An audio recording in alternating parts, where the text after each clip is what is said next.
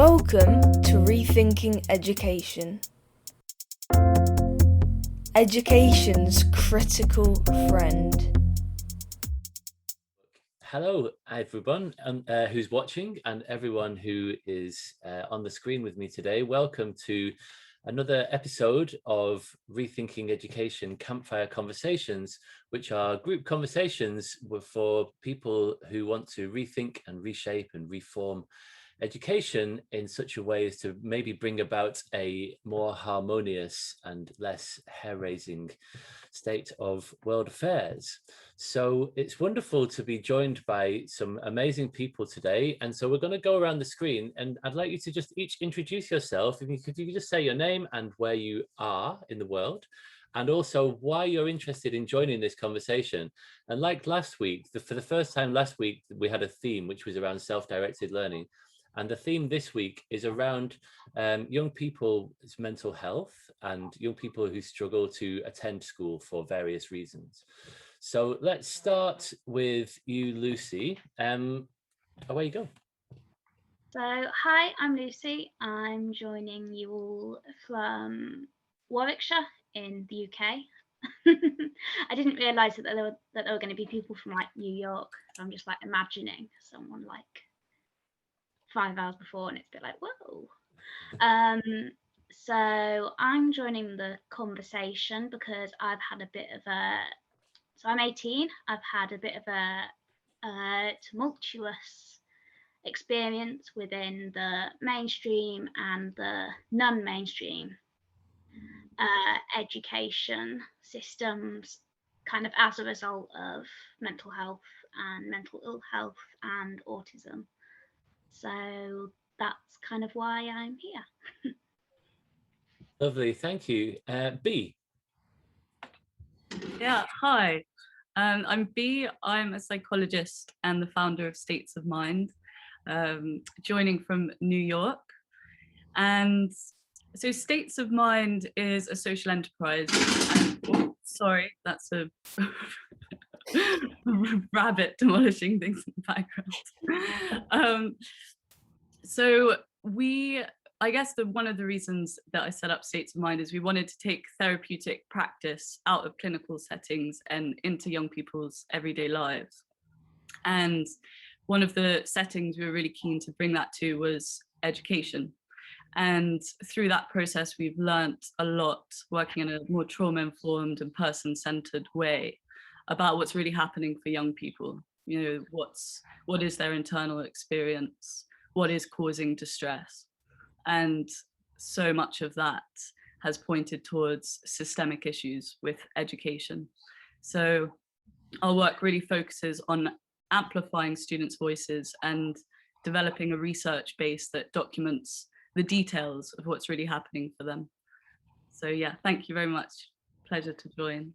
Great, thank you. Deborah. Hi everyone, my name's Deborah. I'm 19 years old and I work for an organisation called Football Beyond Borders, who use the power of football to disengage young people at school. But what we're really passionate about is making sure, like B said, making sure that schools become trauma informed and that they understand and they start realizing that young people are facing barriers to accessing school. And the reason why I really wanted to be a part of this call was because, myself, I actually did experience low attendance due to my mental health. I was diagnosed with depression and PTSD due to adverse trauma that happened inside my house, which then had a impact on my education and my willingness to leave the house and actually engage in my learning. Unfortunately, it did come with a bit of a struggle. Like I didn't get any plans. It was kind of just like, you're either in school or you're not in school. That's why I wanted to be a part of this call. Right, thank you. We'll get into that, I'm sure, later on. Fran. Hi, I'm Fran. I'm here from Hove, near Brighton in England. And I work with Ellie. We run an organisation called Square Peg, which is about effecting change for all the children that face barriers to attendance. which includes children who are excluded and therefore not attending. And what we're just seeing so many more square pegs in this system, which has become very rigid and academic. I'm also a parent with lived experience because my own daughter, who is now 22, was unable to attend in primary and then for the whole of secondary school, but has now finished a degree. Yay. Amazing. Thank you. Will. Hi, my name is Will. I'm a student at the University of California, Berkeley, a PhD student there that I started last September. Before that, I was a student at Bristol, and I'm a kind of a Fulbright scholar focusing on like neurodivergence, the intersection with race, class, foster youth, and poverty. And yeah, I'm from South London. I'm currently here, but just last week I was in California, and this is a view from my house, basically. Wow. So this is the Berkeley campus, and then the Golden Gate's just behind. So yeah. Great. And why is it that you wanted to join this call today? Because I think I want to speak about, I think the intersection of, I mean, just what I found quite interesting was like Heidi's comment, just noticing how different people's experience can be in the similar situations, and noticing the importance of expertise or familiarity with the system, the importance of being able to advocate for yourself or having the funds for someone to advocate for you in the offset. Important of understanding what it's like to be neurodiverse and raise kids, that intersection, or to me come from like foster youth backgrounds or young caring backgrounds. So really understanding that not just the child, but the child at the intersection of the parents, intersection of disability, intersection of race, class, poverty, and obviously austerity, and really kind of get to grips with kind of the horror of what lockdown's been for a lot of kind of young carers or foster youth. And, you know, when we think of unregulated care homes in the UK run by G4S and security companies, when we think of what's happening in PRUs, so really kind of bringing that experience of a kind of underserved and underrepresented area of Southeast London. Yeah, when you mentioned about PRUs, so you're talking about pupil referral units. Yeah, pupil referral. So pupil referral units. So it's quite interesting. I'll explain to you the cycle of what often goes on and where I was at risk of going many a time, particularly in South London.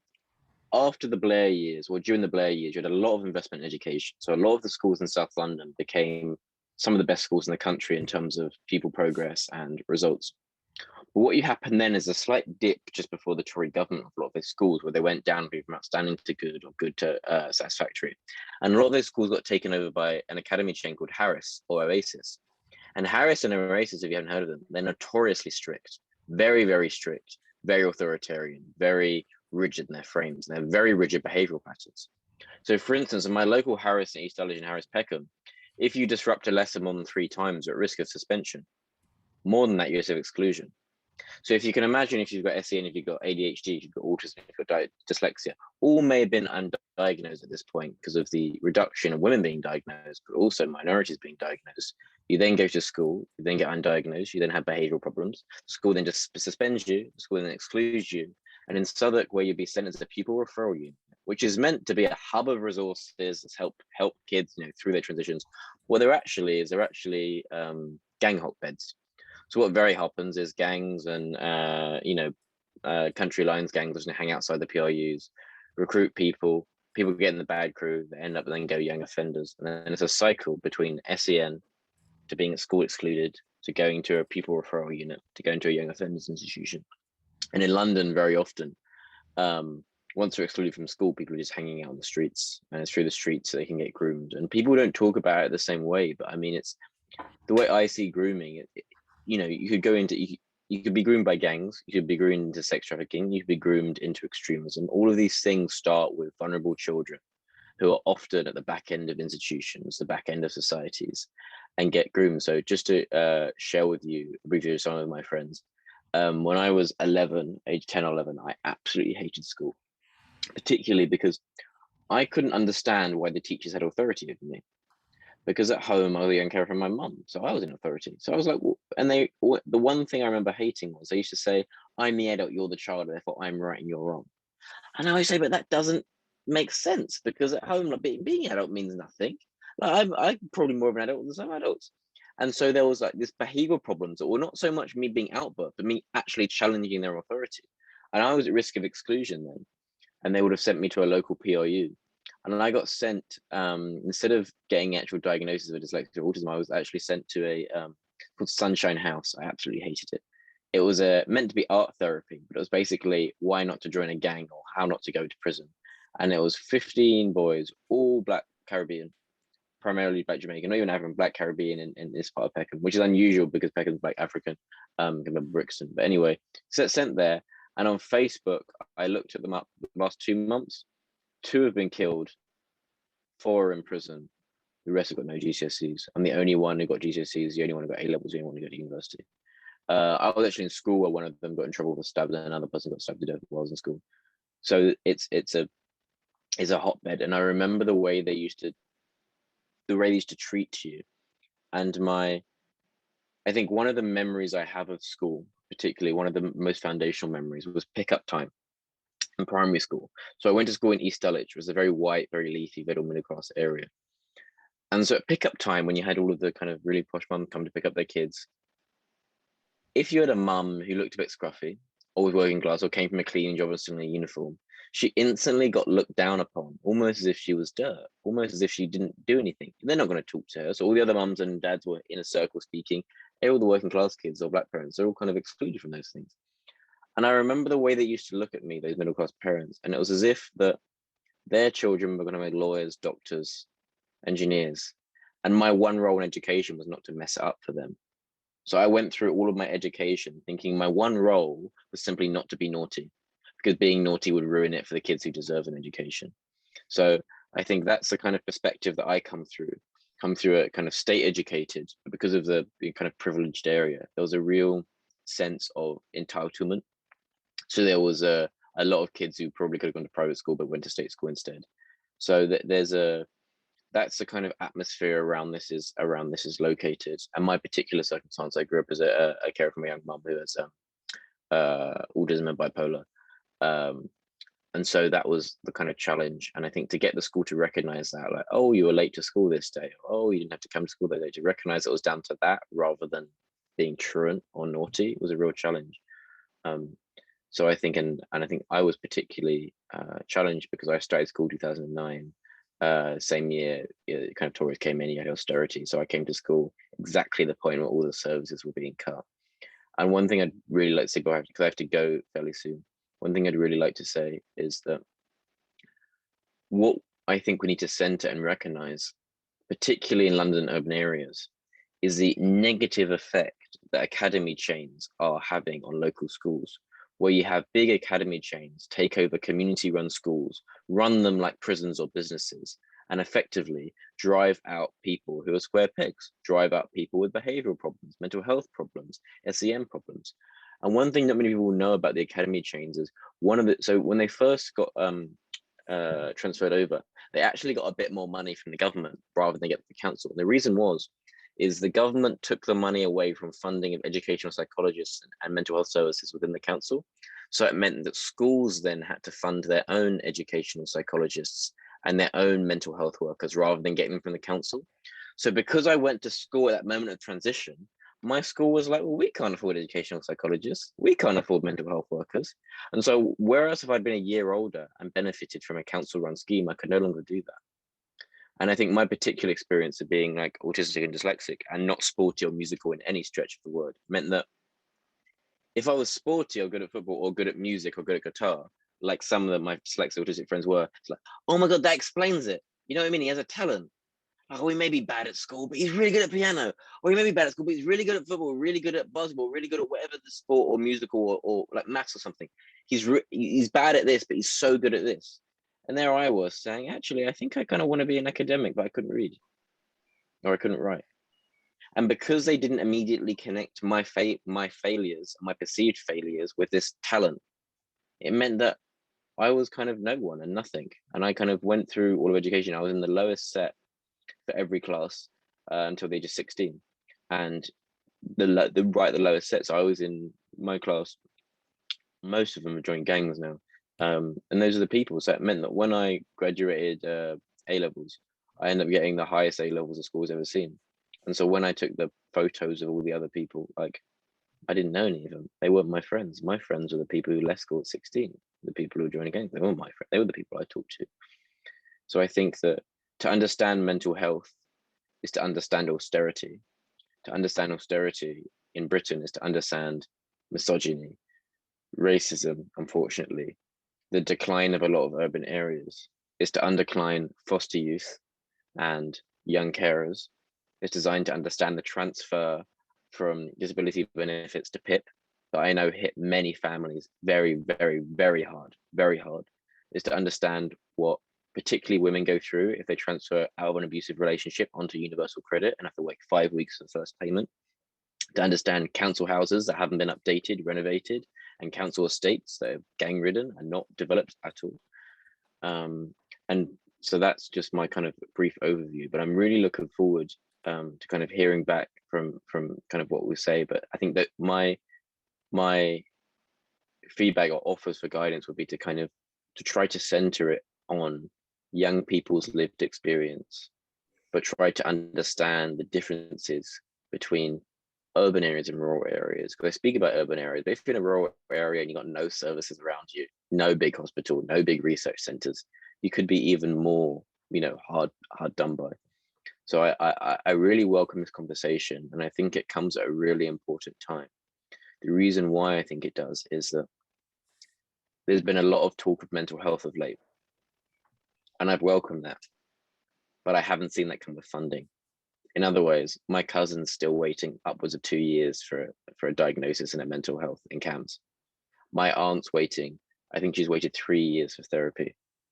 All of these things. So whilst we're talking about mental health, we need to be aware that there may be gains in the arena of discourse. In other words, there may be gains in the way we talk about it, but there's certainly been no gains in actually funding mental health workers. My local hospital, the Maudsley Hospital, is the biggest mental health hospital in the world, but there's no beds available, and there's a 3-year waiting list of therapy. Yeah, you were talking about this earlier, Ellie, as well, weren't you?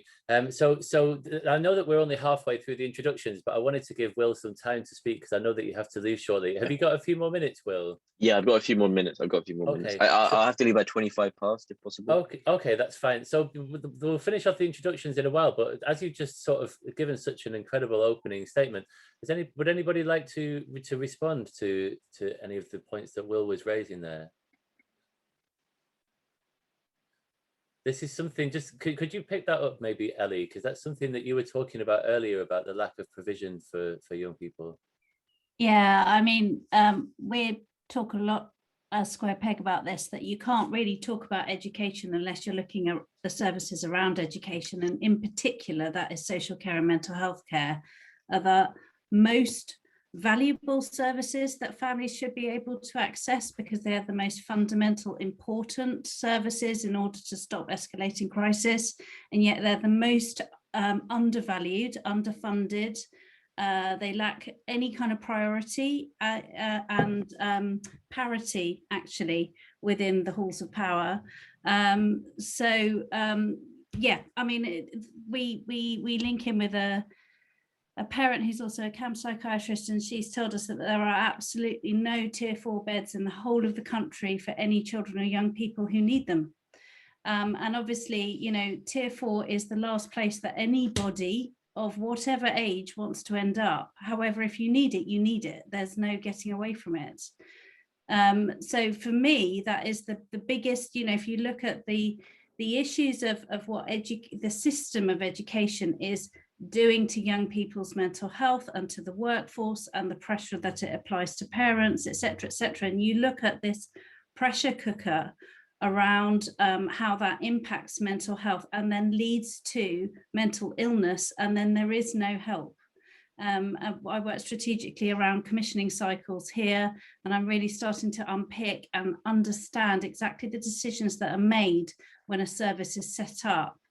And the conversations that are had, unless there are those who are care experienced or with lived experience at the table to challenge and ensure that the memorandum of understanding, the fundamental basis on which that service should be running and the criteria that is set and why and how that is funded, unless that is properly woven in with those with lived experience at the table equitably on a steering on a governance level, not operational, although that's important, or review, but governance, we're not going to fix the problems. So it's about bringing those voices absolutely to the center of everything that is changed going forward or reviewed. Yeah, thank you. Do you want to come in there, Lottie? Yeah, thanks, James. I completely agree with what you said, Ellie, about having young people properly represented. And I was thinking back to a time, excuse me, pretty recently whilst I was on a call with some local counsellors in my area, with my head of sixth form and a few other students. And the call was about the transfer of care of when a young person who's maybe been with CAMS moves forward to adult mental health. And the way there's so many issues with that, because adult mental health is looking at age 18 to 100, right? So they have so many people they're trying to deal with and help at once that getting help is almost impossible. So the people in the room on this call were incredible, had lived experience. And then I was there as someone who has unfortunately had many friends go through this, but has, because of lack of funding and whatever, been the person who's been talking them out of really horrible situations, which I won't go into, at age 11, 12. And this has been the norm for me, and it's been the norm for a lot of my friends. But what was so harrowing wasn't what people were saying, it was the reaction we were getting back, which was shock.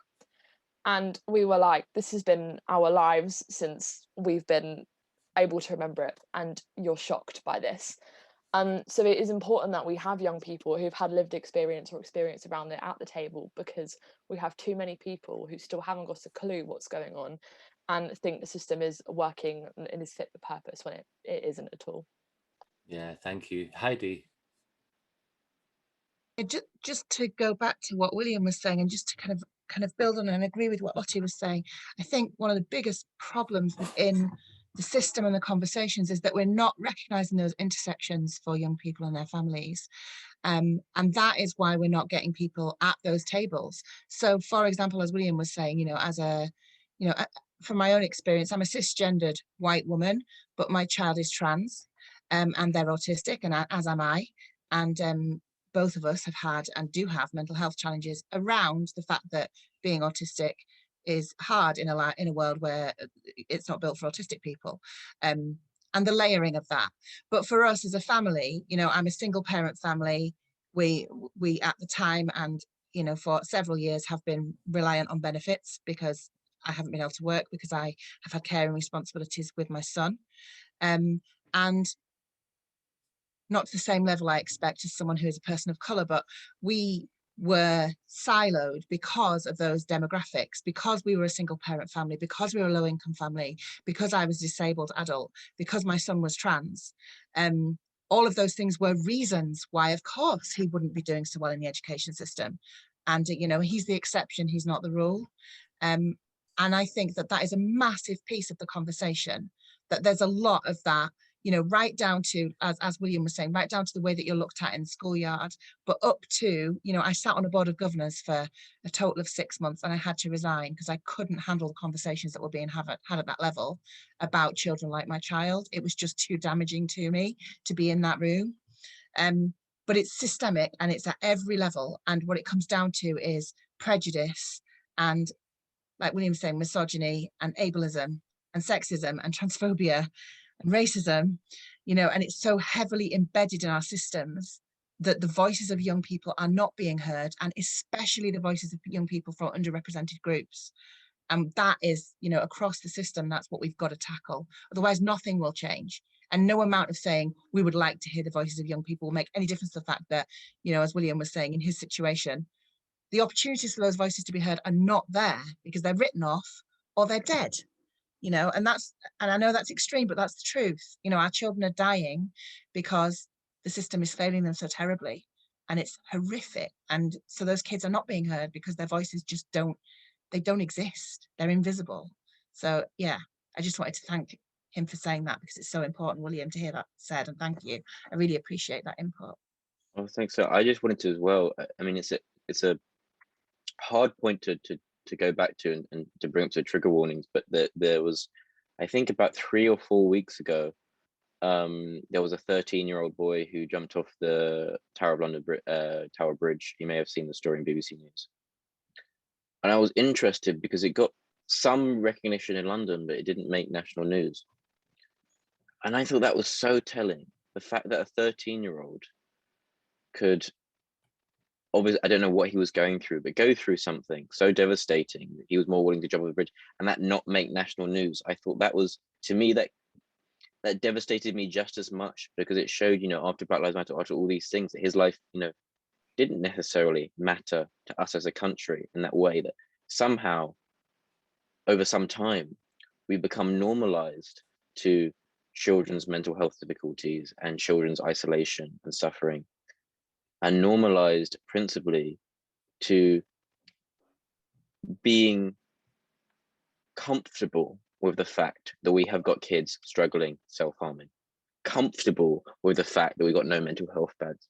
It's not so much, it's more than we don't care, it's that we've actually accepted it as normal.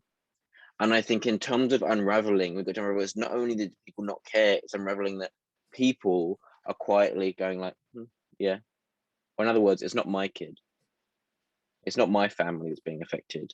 And it's that I think we have to disrupt. It's about, we've been speaking about this with Fran and Ellie, we've been speaking about this a lot. Of course, we need to send kids, people with emotional and mental health difficulties, but we need to somehow connect that to equal opportunity for all children. Because I think that for a lot of people, when we talk about send kids because of mental health, if their kid's not send or hasn't got mental health issues, they just disconnect and disengage. They go, well, it's not my problem, or I don't have to deal with that. Or, gang violence. Oh no, we don't live in that kind of area where gang violence. We don't live in this kind of area with extremism or this kind of thing. And it makes people think that they can somehow get away from the fact, when, as we all know, with your kids and young people, anything, disability is the largest minority in the world, and is the only minority where at any one time a person can join at any moment in their life, in terms of accident, in terms of trauma, in terms of mental health. And so it's actually informing people that, okay, you may be comfortable now with all of this, but what if your child has a traumatic experience? What if your child develops anxiety due to exam stress? What if your child develops depression? All of these things can happen very quickly, and a very comfortable family can become very uncomfortable in a very quick amount of time.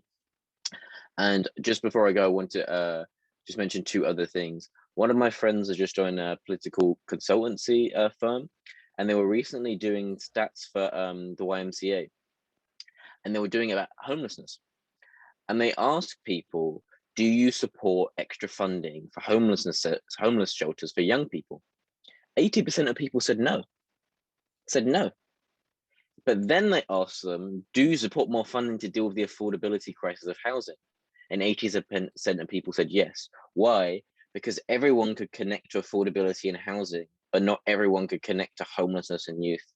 And I think in terms of us, we need to be very strategic in our discourse that same way. In other words, we can still talk about children and young people and send, but if we try to bring it up to the wider level about how this affects all children and young people and opportunity for all young people, then we can maybe get more people into this conversation.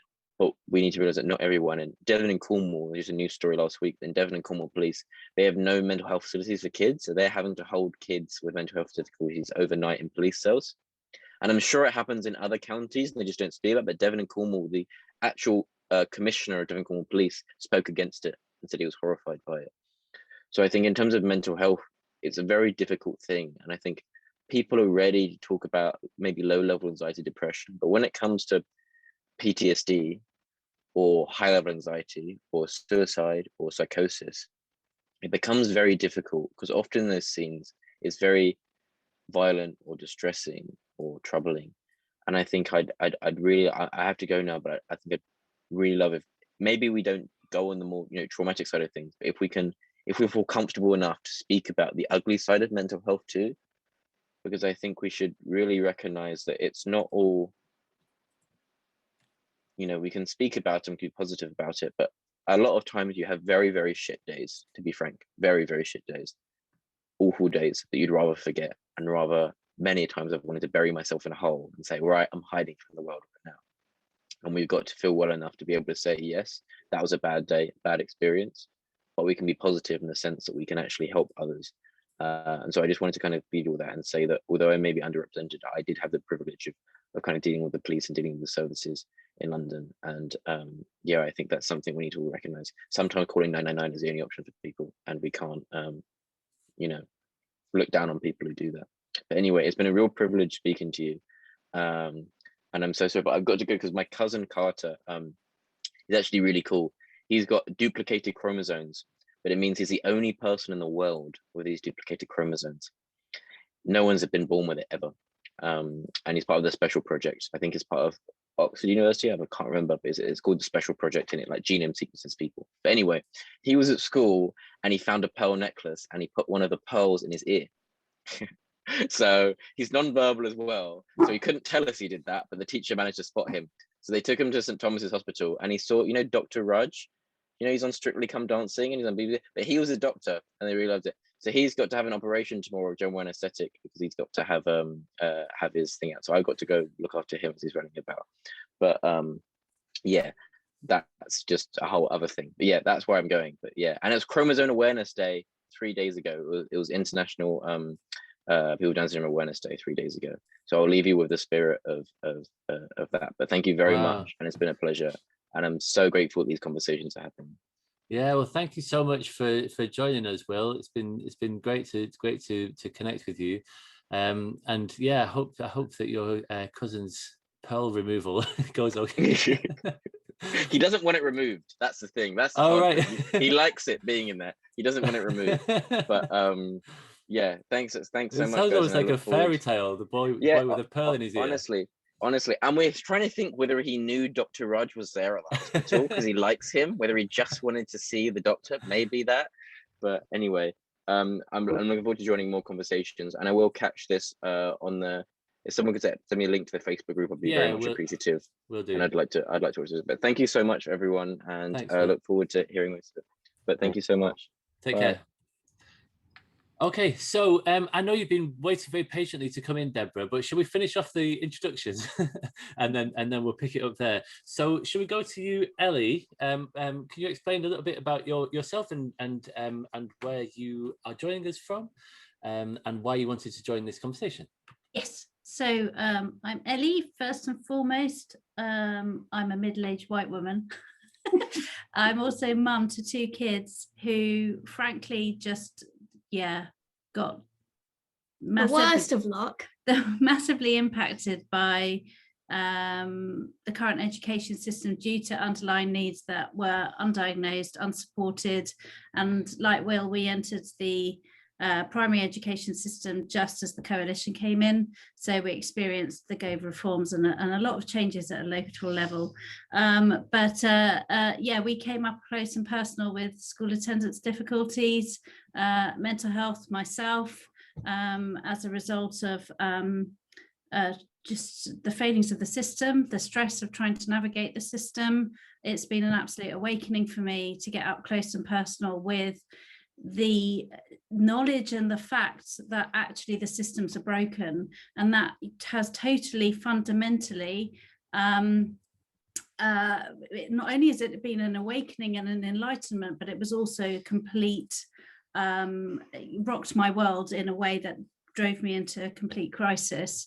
That truth, that knowledge, that experience.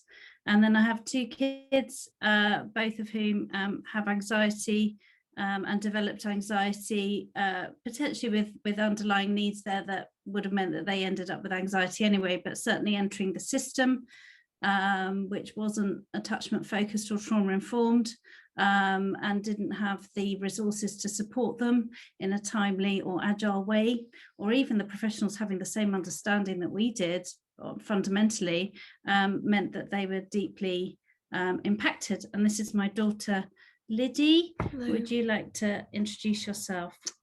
Yeah, my name is Lydie. I'm 12 years old. I went through primary for a lot of the time, but I missed a couple years of school. I've been out of it for quite a long time now. Fingers crossed I get back in. But I got bullied for 7 years. since I kind of first joined the school, and it just kind of rocked my life the other way. I had operations really young, which also kind of traumatized me for like needles and things like that. So I had a pretty tough young life and middle-aged, whatever life. But it was horrible and hard, but I really want schools to change and to because they tried to help, but they only made it worse. They didn't really care. There was one who cared, but she still couldn't do much because they were all kind of idiots. But yeah, I was able to stand up to the bullies, luckily, for like one of my last days. And that was probably the strongest I've ever felt. It didn't go exactly how it went in my head, but I just really want schools to change and to do better.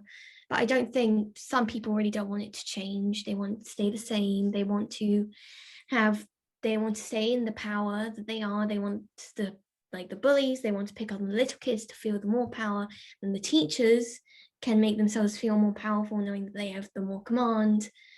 And all I really want is a better environment to grow up in. People say that children, they shouldn't listen to them. They don't do the right thing. But actually, the majority of kids, all they want is a better world to grow up in. No racism, no sexism, no wars, no I can't remember what it's called. Poverty. But yeah, that's it.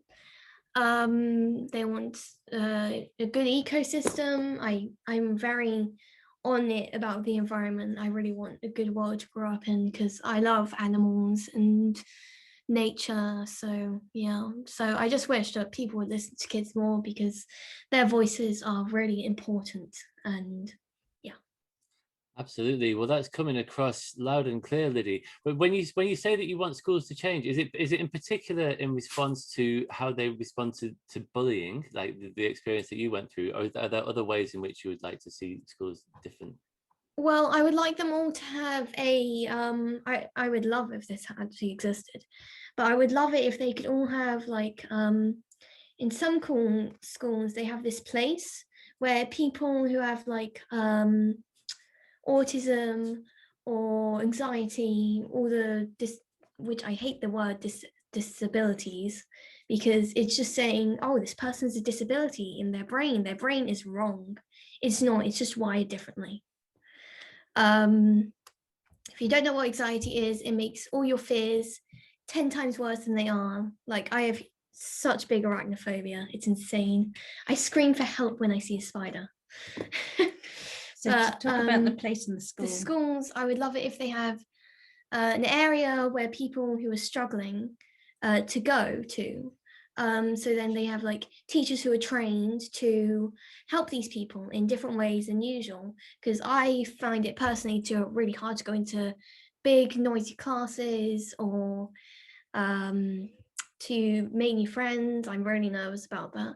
I've had to change schools 3 times now, and every school, I wish one of them did have like an area like that, but I wish that every single one had an area like that to help all those kids who are really struggling and who are really scared and nervous and who just feel like they want to die at times. It's horrible, and they want to run away. I wish that schools had things like that to help the people that need the help, but they don't. But I would love it if that could exist. I hope that answered the question. I'm kind of ramble on.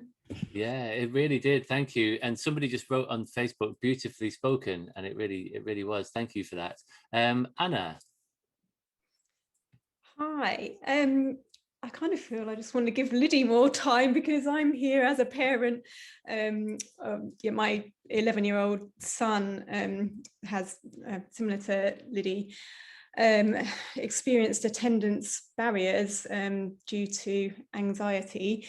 But my key message was listen to the children. Just listen to them and properly hear them. As you can tell, I'm quite emotional about this myself. So this has affected our whole family. I feel like 3 years ago, sort of looking back with hindsight, that's when I first noticed our son was losing his mojo, let's say, and then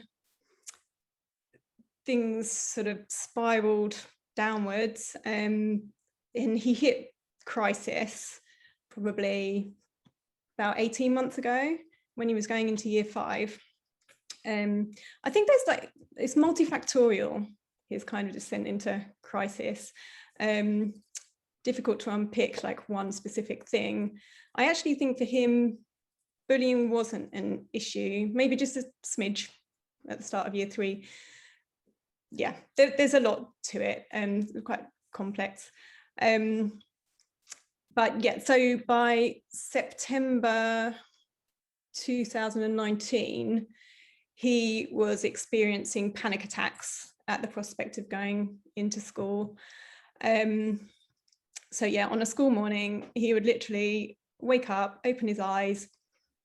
If he realized it was a school morning, he would just go into hyperventilation, retching at the prospect of it. And what it boiled down to was a fear of feeling or being sick when at school and not being allowed to leave the classroom, let alone the school.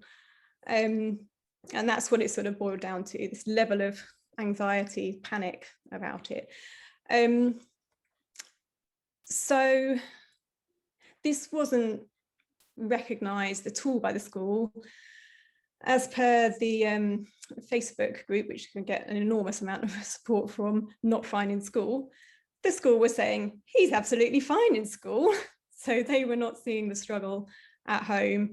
And, you know, the pressure to just keep forcing him in,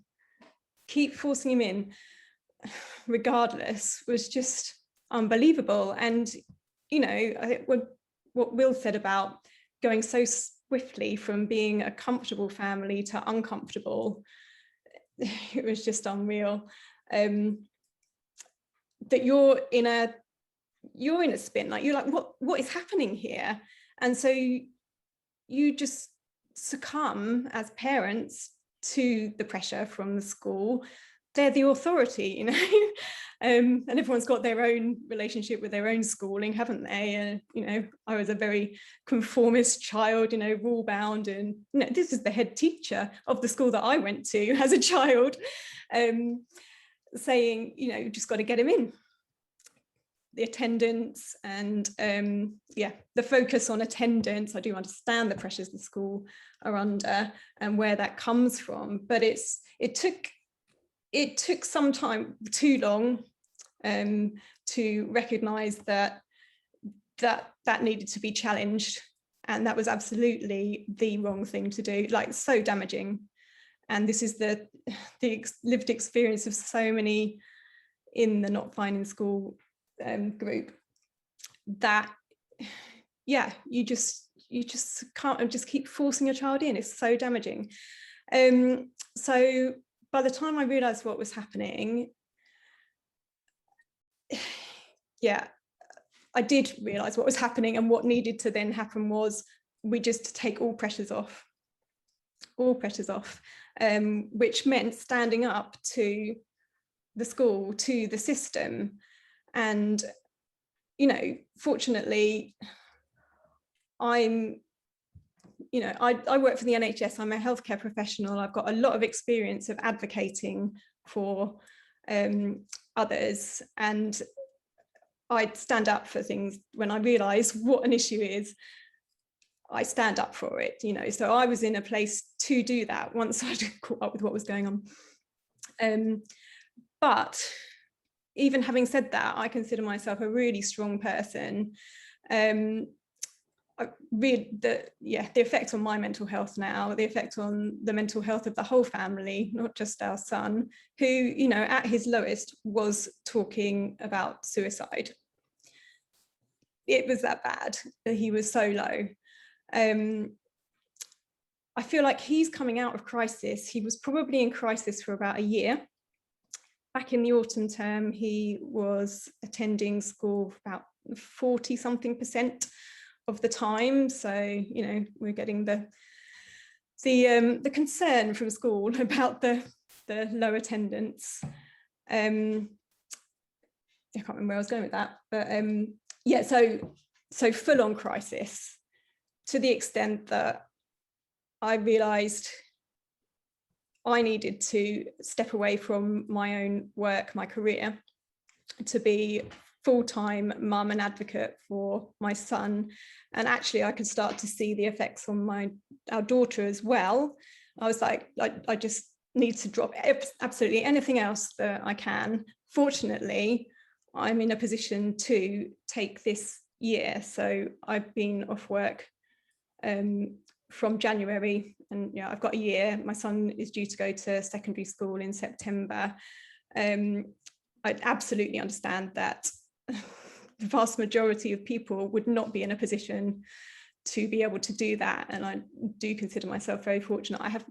I really just don't even want to go there with where we'd be at as a family if I wasn't able to dedicate myself to this. But yeah, so that's where we're at. I feel like our son was in crisis. He's in recovery, has been in recovery for the last 6 months. He's doing well, kind of zigzag recovery, but yeah, we've got this looming transition to secondary coming up. I feel I burnt out before I could manage to step away from work. So I've been really trying to focus on my own self-care and build my own strength to continue the fight to get my son what he needs. But it's, yeah, absolutely everything that everyone said so far is our lived experience. And I see so many other families struggling, children and their families. And so I'm here sort of representing them as much as my son and our family. It's just so damaging that the schools, the education system will not recognise the mental health issues of the system, that it just is so ableist, particularly in our area. The particular school is very high achieving, you know, prides itself as being the best school in terms of attendance and academic achievement, and you just I feel so sort of alone and in this parallel invisible universe, having had my eyes opened to all the flaws of it. And a friend of mine who himself had a really horrible education, with hindsight experienced anxiety and depression from a child. He says that even the children that appear to be not exactly enjoying, I mean, like, how many adults do you know that actually say they enjoyed school? He says that even if a child seems to have got through the system, there is damage there, and it will come out at some point. They're just the ones that are hitting crisis that you have to fight to get it recognised, but you know, they've hit crisis. But there's so many that don't quite get to crisis, that are just under the radar, and they're surviving just about. But you know, what damage has that done to them? They emerge as adults just having survived. And yeah. So I feel like my son, I think in time he will be able to articulate more his own experience. And Lydie, that was just brilliantly articulated. And it's so good that you are speaking up for yourself and for other children. It's absolutely what needs to happen. I hope that my son can do the same in due course, and, you know, advocate for others and raise awareness in the same way. Because it is truly shocking how the experience that you children are having at school. Yeah, thank you. That's such a powerful, moving story that you shared there, and it's great to hear that your son is starting to feel better, having gone through such a long period of time. Thank you for sharing that. There's a couple more introductions that we still have to do, and then we'll open this up into a wider discussion. Can we go to Heidi? Hi, has Deborah done her introduction yet? Because if she hasn't, she has, okay, cool. Yeah. Awesome. So yeah, my name's Heidi. I live in Wakefield in West Yorkshire in the UK. I have a 16-year-old son who had significant difficulties in school, which became apparent that he was autistic, which then meant that it became apparent that I was too. So we had quite a lot to unpick during the process. And like I can totally relate to a lot of what Anna said. He was in significant crisis, as was I. Personal experience of it was that it got so bad for us as a family. I had experienced poor mental health previously. I make no secret of that. I've worked in the field of mental health advocacy and kind of public speaking for some time. But to the point that I found myself in a doctor's surgery 18 months ago, telling the doctor that if they didn't do something, I was really worried that I was going to go home and kill myself and my child. So it got really bad, really bad. And I think it isn't something we speak about because there's so much shame and stigma around it. But the work that I do now, thankfully, we had really good support, and I know myself fairly well, and I know my way around mental health fairly well, and that really did kind of give us some scaffolding. But I made the decision to prioritise my child's mental health over his education, and I actually pulled him from school. I didn't deregister, but I did, I put my foot down in school. We're told in no uncertain terms that he would not be coming back. It was a big academy, and I was told he was fine in school, because basically he wasn't throwing chairs and setting off fire alarms. So he wasn't a disruption to the learning of others, but he was just so unwell. But the work that I do now, during that process, we secured an EHCP, Education Healthcare Plan, for him. And on the back of that, because we were able to, or it became apparent that no setting could meet his needs, he now has an education otherwise than at school package, so an EOTAS package, which if you're in that field, you might have heard spoken about. But the work I do now is around supporting families who have got to that stage in the system where perhaps they've been all the way through trying to secure an EHCP, which is not just for children with SEN. It can be based on health needs as well as, kind of like, people think SEN is about intellectual disability, and it isn't. So I support families who have gone through the EHCP system and have found that there is not a setting suitable for them, and helping them to get a setting for their children that is usually education otherwise than at school. So my son's package now is, he has got some tutors. He had a really good experience in a PRU, actually. We fought like mad to get him into a social, emotional, mental health PRU, which saved him, I think. We were just really lucky. It's an invisible provision that I heard of through the jungle drums, through the grapevine. For a long time I was told it didn't exist. And then I actually went to the building and spoke to the Senko and said, "You do exist, don't you?" He was like, "Yeah, how do I get my kid in here?" So, and it's been the saving of him. But his EOTAS package includes some tutoring, but more significantly, it includes, climbing lessons and art lessons or art classes, and having someone help him with things like learning how to use public transport, and a mentor for an identity mentor because he's trans. And I think that approach to education is a much more sophisticated and necessary approach. But the difficulty that a lot of my families have is that by the time they land with me, they are on their knees, and they have had all the fight knocked out of them. And a lot of the work that I do is around just saying to parents, "Come on, we're nearly there. You can do this." And it's horrific, the impact that barriers to attendance have on families as a whole. I see parents who give up work, who have to stop work. I see parents who develop health conditions themselves, who have mental health crises themselves.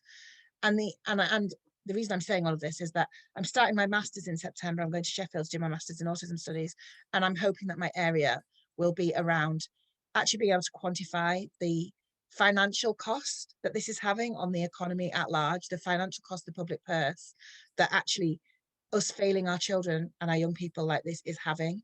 Because I think until we can, I know there is some work in this field already, but until we can actually, it's how money talks. It's how we'll make a change, is being able to say to people, look, this is here's an algorithm.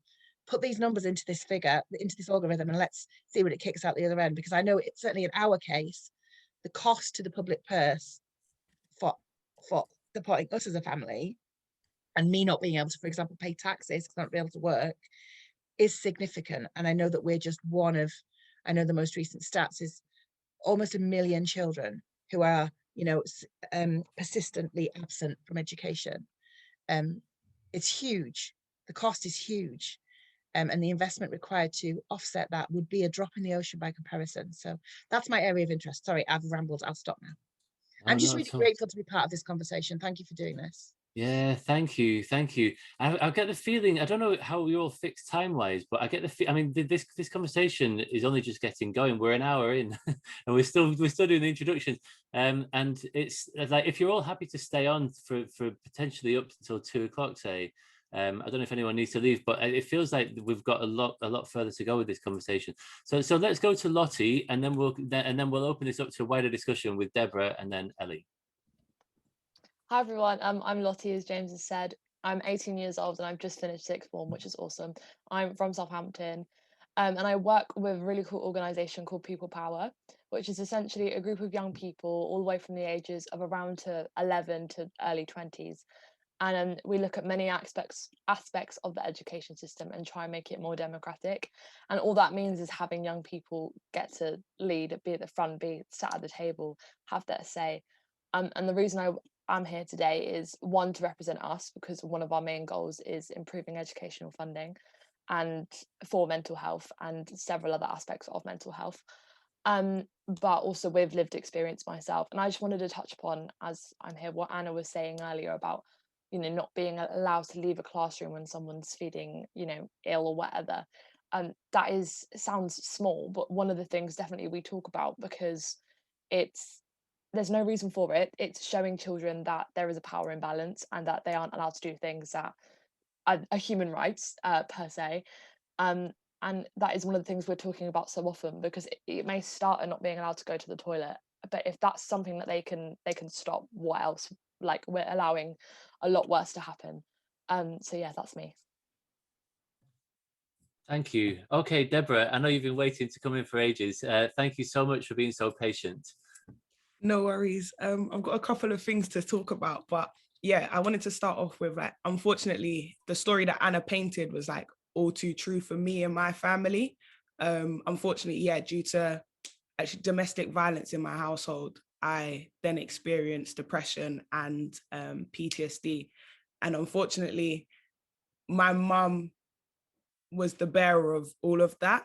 And she had to become, my shoulder. And I think it was really hard for her, because I was, prior to that, I was like the loud, bubbly character in school. I was known by everyone.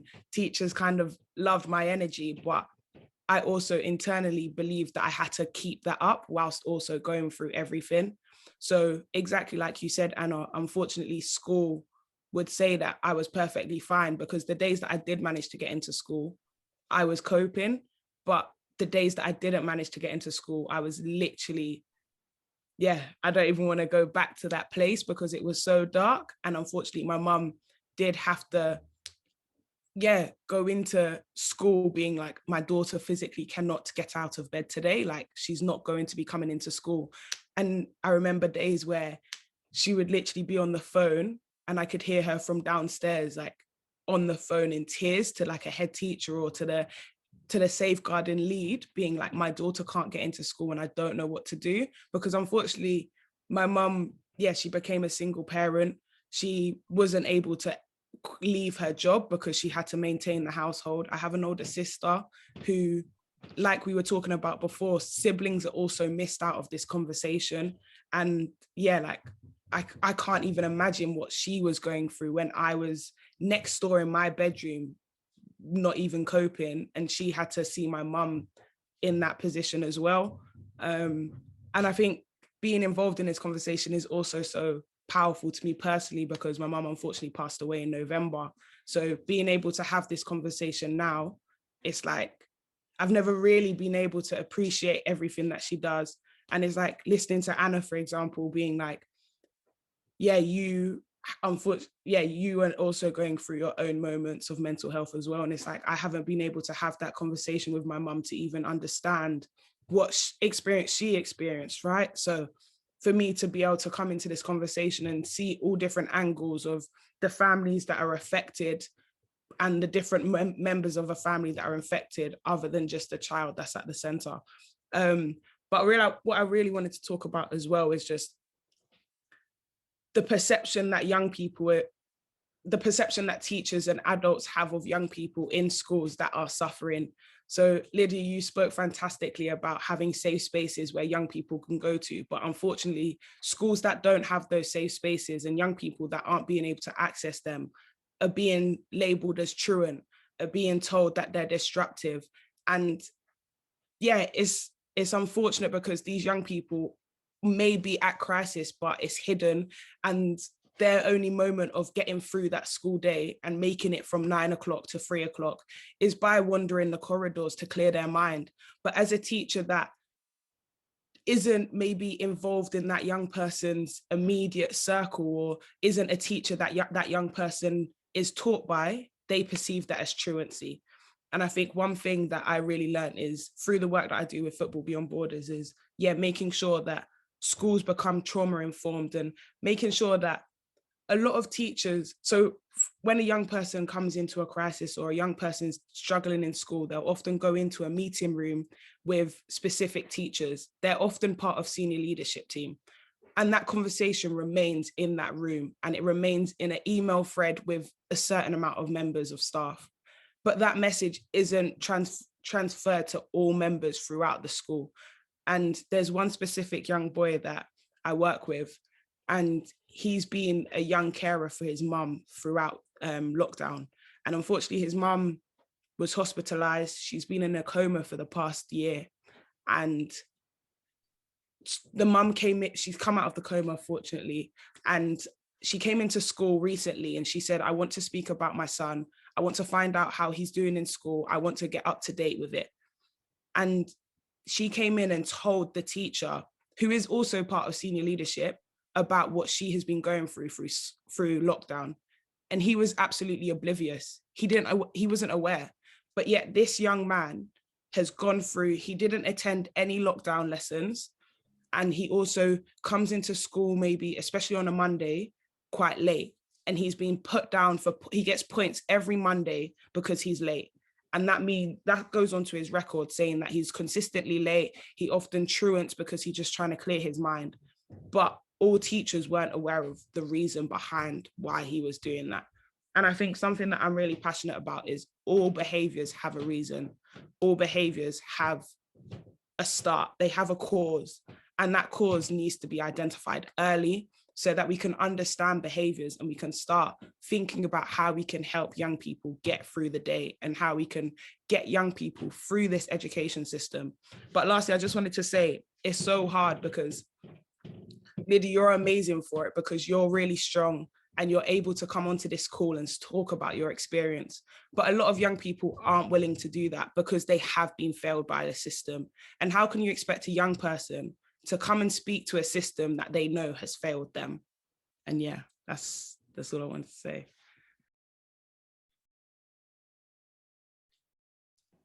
Thank you. Can we go to Ellie or Lydie next? Just to put a caveat in, Lyddie's been so brave, she almost didn't make it this morning. The anxiety was biting really hard. So completely hear you, Deborah, because so often these young people, absolutely, the anxiety is so bad and talking about the experience is so triggering that they're not able to, and so many voices are silent because of the clamp that the experience places over them, and it's just horrendous. But I'm so proud of her to be here. But she wanted to share some things with you that she's written down. So a lot at my primary, we had these things called attendance rewards, where the more you go in, the better your attendance reward. So there's bronze, silver, and gold. And to the people who didn't get a reward at all, it hurts them. It made them feel horrible. And they kept on doing that for my entire time there. And it was just absolutely horrible because due to my anxiety, I desperately struggled to get in, and I got like I don't know, I can't even remember, it was so horrible. But they got like low scores, like, oh, you've gotten a low score, try to do better next time, in that sympathy, not really caring, mean voice. Oh, you should do better, Lydie, you're not doing good enough, blah blah blah, continuously. It was horrible. And then they had these other things. I had this one teacher who told me, Lydie, your writing's too small. Lydie, now your writing's too big. And now your writing's unneat. And that's horrible to say to someone who's still learning how to write. I was in like year 4 and there was a new teacher, but it was, I don't know who would say that to anyone. Do you want to share about and the board? Yes, I'm getting to that. Will you stop? Yeah. I know what I'm trying to say. But yeah, it was just, there were so many teachers who there was one who yelled at me for asking for help because he didn't explain what was happening. He didn't tell me what was going on. I asked, can you explain to me what are we doing here? I don't understand. And he was like, Lydie, I can't go to you every time. And I'm just like, I was just asking for help. And it made me feel horrible. And a lot of the times I faked sick, I faked I just couldn't go in half the time. And then there were learning boards, like my mom mentioned, which were the worst thing ever. They were probably one of the worst parts of the school, other than attendance rewards. They were just so horrible. So what they did, they had they had a red angry face, red like really angry, then just a red angry face. Sorry, 1 second. Sorry, I have a bit in my throat. And then they had a yellow face, and they had a lime green face, and they had a green face, and they had a super happy face. And to go through all that, they put, like, you've been naughty, so we're going to put you down there. You haven't been doing enough work, so we're going to put you down here. Your work isn't good enough, so we're going to put you down here. Even though you were trying your work, you're not good enough for this. And that is absolutely horrible to go through, because there were so many people. And my mom, she actually used to help in the you did PTA. Photography, PTA, and she took pictures of like school plays and sold them and things like that. And for the PTA, yes, not just being weird. And when she went into the staff room, and she heard like all these teachers saying like, oh yes, I have this problem child in my classroom, this child, yes, they're horrible, they're very annoying, things like that, which are all just so mean to the children. They're just struggling, and they're not asking the parents, they're not thinking, what is this child going through, what is this child thinking, what are they feeling? They're not thinking about any of that. They're just thinking about themselves and what they're going through, which is just a child struggling. That's all they're going through, and that is honestly nothing. And maybe the teachers had a bad day, but it was like that every time my mom went into the staff room, and it was absolutely awful. And it's really bad, because they kept on doing this. They kept on saying your work isn't good enough, blah blah blah. And I got a red card. So there are these things called red cards as well, and they send you to the head's office. And when you get them, there are these children who are struggling, who are naughty. And yes, some of them were actually naughty, but they're young, so they are still learning. Their brain, you don't get your brain fully grown until you're what, 29? 25, 29 and some. So they were just sitting outside, scared. I just saw like some little kids sitting outside, and I always tried to comfort them every time I saw them. And when I go in, I was young, and I this is actually kind of crazy, but when I was in reception, I was sitting on a chair, like 2 chairs, and it was the first time I didn't want to leave school because I was comfy. I propped up 2 little baby lion chairs, I remember this very vividly, in the room, and I was like this, just sitting on them. And a boy said, Lydie, it's time to get up and go. And I was like, oh, all right. And then he just pulled the chair back and made me bang my head on the table or on the floor. I think it was the table though, because it really hurt. And then I punched him in the face, which I know is wrong, but I was young. And then I got like, Lydie, you shouldn't have done that. Straight to the headmaster's office you go. And they didn't let me explain why I did it. They didn't let me think, why has this child done this? There must have been a reason. Or because they were just thinking, all right, this child's been naughty, they're mean, they're bad.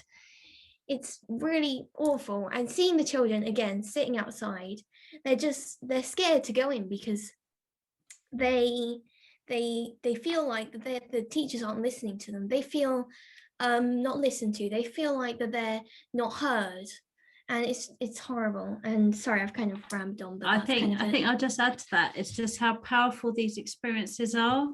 And when I was a parent taking so Lydie was just 4 years, 6 weeks when she started school. She wasn't, she should have done another year in nursery, arguably 2 years, because that was the environment that many children need. But anyway, my experience when I took my youngest onto the reception playground, I was flooded with memories. Suddenly I was transported back to being 6 on the first day of walking onto the reception playground, and my brain just pulled out this memory from the sounds that was there of me standing alone on the playground crying. That was what my brain chose to give me at that time. Exactly. And it's so powerful that these memories are wired in absolutely viscerally, and then are activated so often later, either consciously or unconsciously, for us to experience. And I think that in itself, that responsibility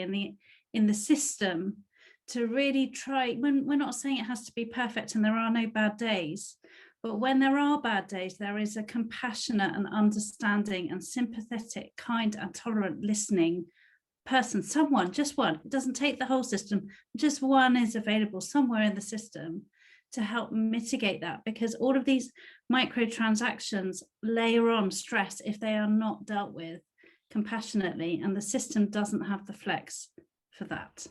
Also, sorry, I just want to add one more thing and then I'll stop. Due to my experience at that school, I used to have nightmares every night of me trapped in the school, and horrible thought, but being murdered by the teachers, getting my skin peeled off, have a huge fear of dolls as well, because they showed this video of a girl getting trapped in a doll, and I'm just like, why would you show that? That is not nice, because I wasn't the first person who found that really creepy. And it was just, so I had nightmares every night, and I had to, for months and months and months, and I had to always go into my mom's bed, and I just slept there. Then I woke up and I could never get enough sleep. I always was awake for like 2 hours a night after I went to bed, and it was just awful. And yeah, sorry, that's all I wanted to say. Wow. Yeah, thank you. There's, like you say, there's such a lot of richness there in these micro stories that build up and up. Let's go to Lottie and then B. Eddie, you're awesome, by the way. Lydie, sorry, I literally want to be your best friend. But you mentioned attendance. I'm so glad someone has, because I really wanted to bring that up anyway. It is completely ableist, and the rewards of it need to go. But I had a very similar experience to you with attendance rewards. And when I joined secondary school, I again had the worst luck in the world. I'd got a chest infection the first week, which they at the time thought was something a lot more serious. And my granddad had died 2 days into my year 7. So I was not having a good time, to say the least. And my attendance was rubbish, obviously, because I was physically sick and mentally not doing great either. And I remember a few weeks in, I was handed this massive red card, and it said, no, you're on attendance report. You have to give this to your teacher, and they have to sign it off at the end of every lesson to check that you're here. And at the end of it, if you do it all, you get a reward. It wasn't a big reward. And if you don't, your parents will be called in for a meeting. And I read that thinking, hang on a minute, this doesn't take into account anything that I've gone through over the last 2 weeks. And the fact that I'd had a very, very comfortable childhood up until then. So this was a massive shock for me. And luckily I was in a position with amazing parents who had the ability to call in and deal with this and say, what the hell is going on? But I knew so many other children and young people in that same position who didn't have parents who would be able to call in, didn't have the understanding of, the language schools use, and it became really isolating for them. So with that personal experience, I have always hated it, like, since then. And it just needs to go, because honestly, sometimes having amazing attendance which I'd had at times of trauma throughout my secondary school life, actually showed how bad I was doing at the time. The school for me was the place where I could forget and just escape, whereas actually I should probably be dealing with everything that was going on. So if my attendance is at 100% and something really traumatic has happened weeks before, you need to be questioning why that's happening. But no one did, because I was the good kid who was strong enough to deal with it and get over it. Again, I've just rambled, but I think that's all I want to say. Not at all. It's really, really interesting to see you turn it on its head like that. That actually 100% attendance, like when somebody's going through a lot of turmoil in their life, is not a good sign that they're dealing with things. Thank you. That's really interesting. B. Yeah, I mean, there's so much that I'd love to say. It's difficult to choose what to focus on, but I guess the thing that's really struck me throughout this whole conversation is the complete neglect around people's context in terms of thinking about mental health. And I think it's bizarre that in the 21st century, with everything that we know, these two things are still split off: learning and behavior and the context of people's lives. I struggle with the term mental health. I think it's a bit vague. No one really knows what we're actually talking about. It can actually block, I think, us talking about what's really going on. I think that what it's trying to refer to is our internal experience, which everyone obviously has this really rich, incredible internal world. An internal world that's incredibly intelligent. It responds to what's happening around us. And so these things we call mental health problems, very natural adaptive responses to things going on around us that don't feel right to us. They're signals that something's wrong. And so within a school system where there's no space to explore what that internal experience is, and for that to be heard and accepted, is inevitably going to make that distress and that internal experience worse. If we don't have the space to speak and be heard, it won't go away. We carry it, and we will continue to carry it. And it baffles my mind that people don't understand the significance of that within schools. They're trying to focus on it. They want the attendance to go up, they want the behavior to improve, but they're neglecting that blatantly obvious reality about what it means to be a human.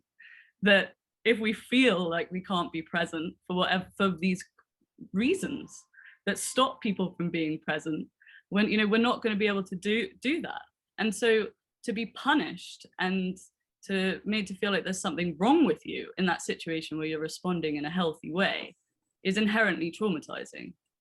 And to stay in a system for the whole of your developing life, where your mind is forming, where your perception of your worldview is forming, you're being conditioned into a belief that when you respond naturally to disturbing events in your environment, there's something wrong with you.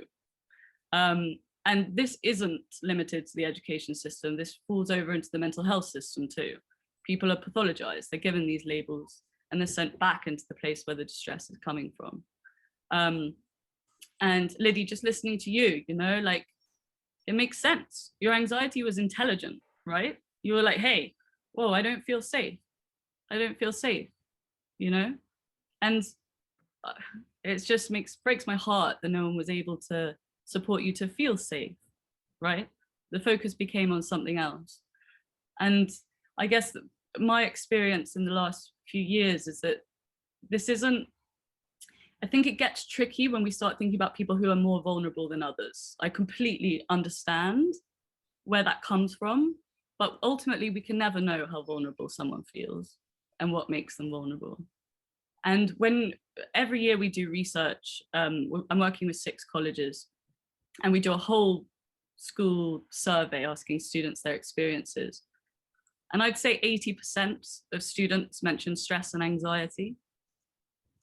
And I'd probably say the school would say about 5% experience anxiety, because it's human to feel stressed and anxious when you've got loads going on at home. And final thing I want to say is I think one of the key problems is that the sole focus on exams and grades causes this stress for teachers as well.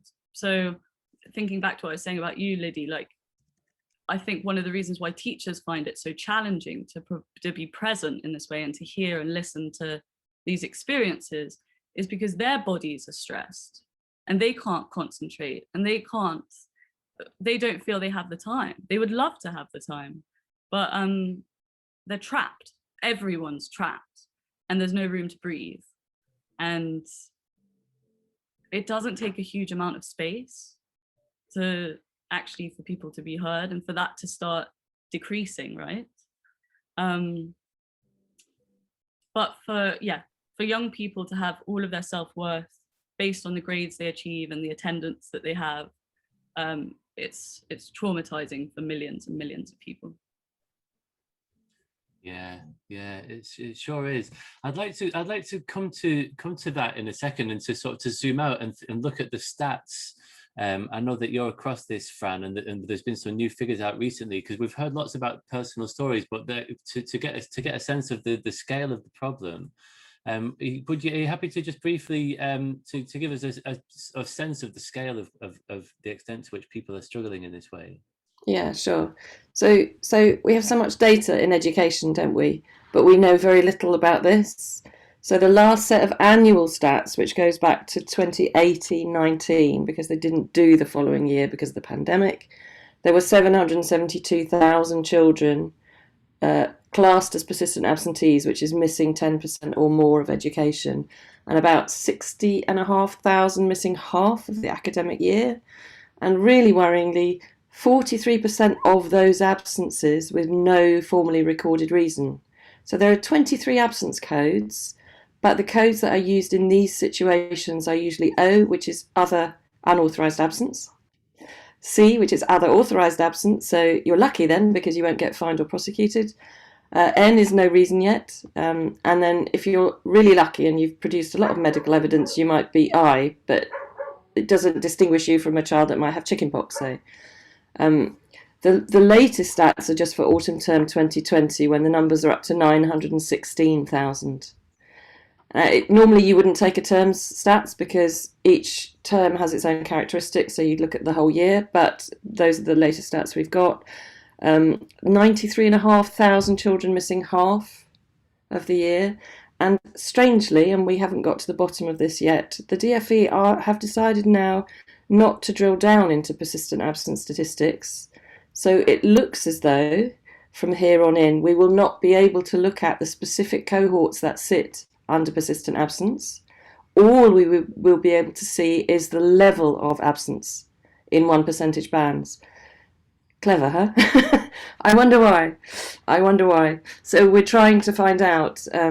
It's clear that they know there's a problem, but what worries me is what they might do about that problem. And I think ever since we started, and we use these figures a lot because they're so shocking, ever since we started, I've worried that by drawing attention to this, the government, the DfE, will just create a bigger stick, because that's how they approach stuff.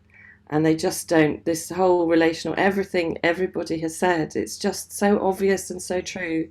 It's such a complicated problem, but at the heart of it is trust and relationships and compassion.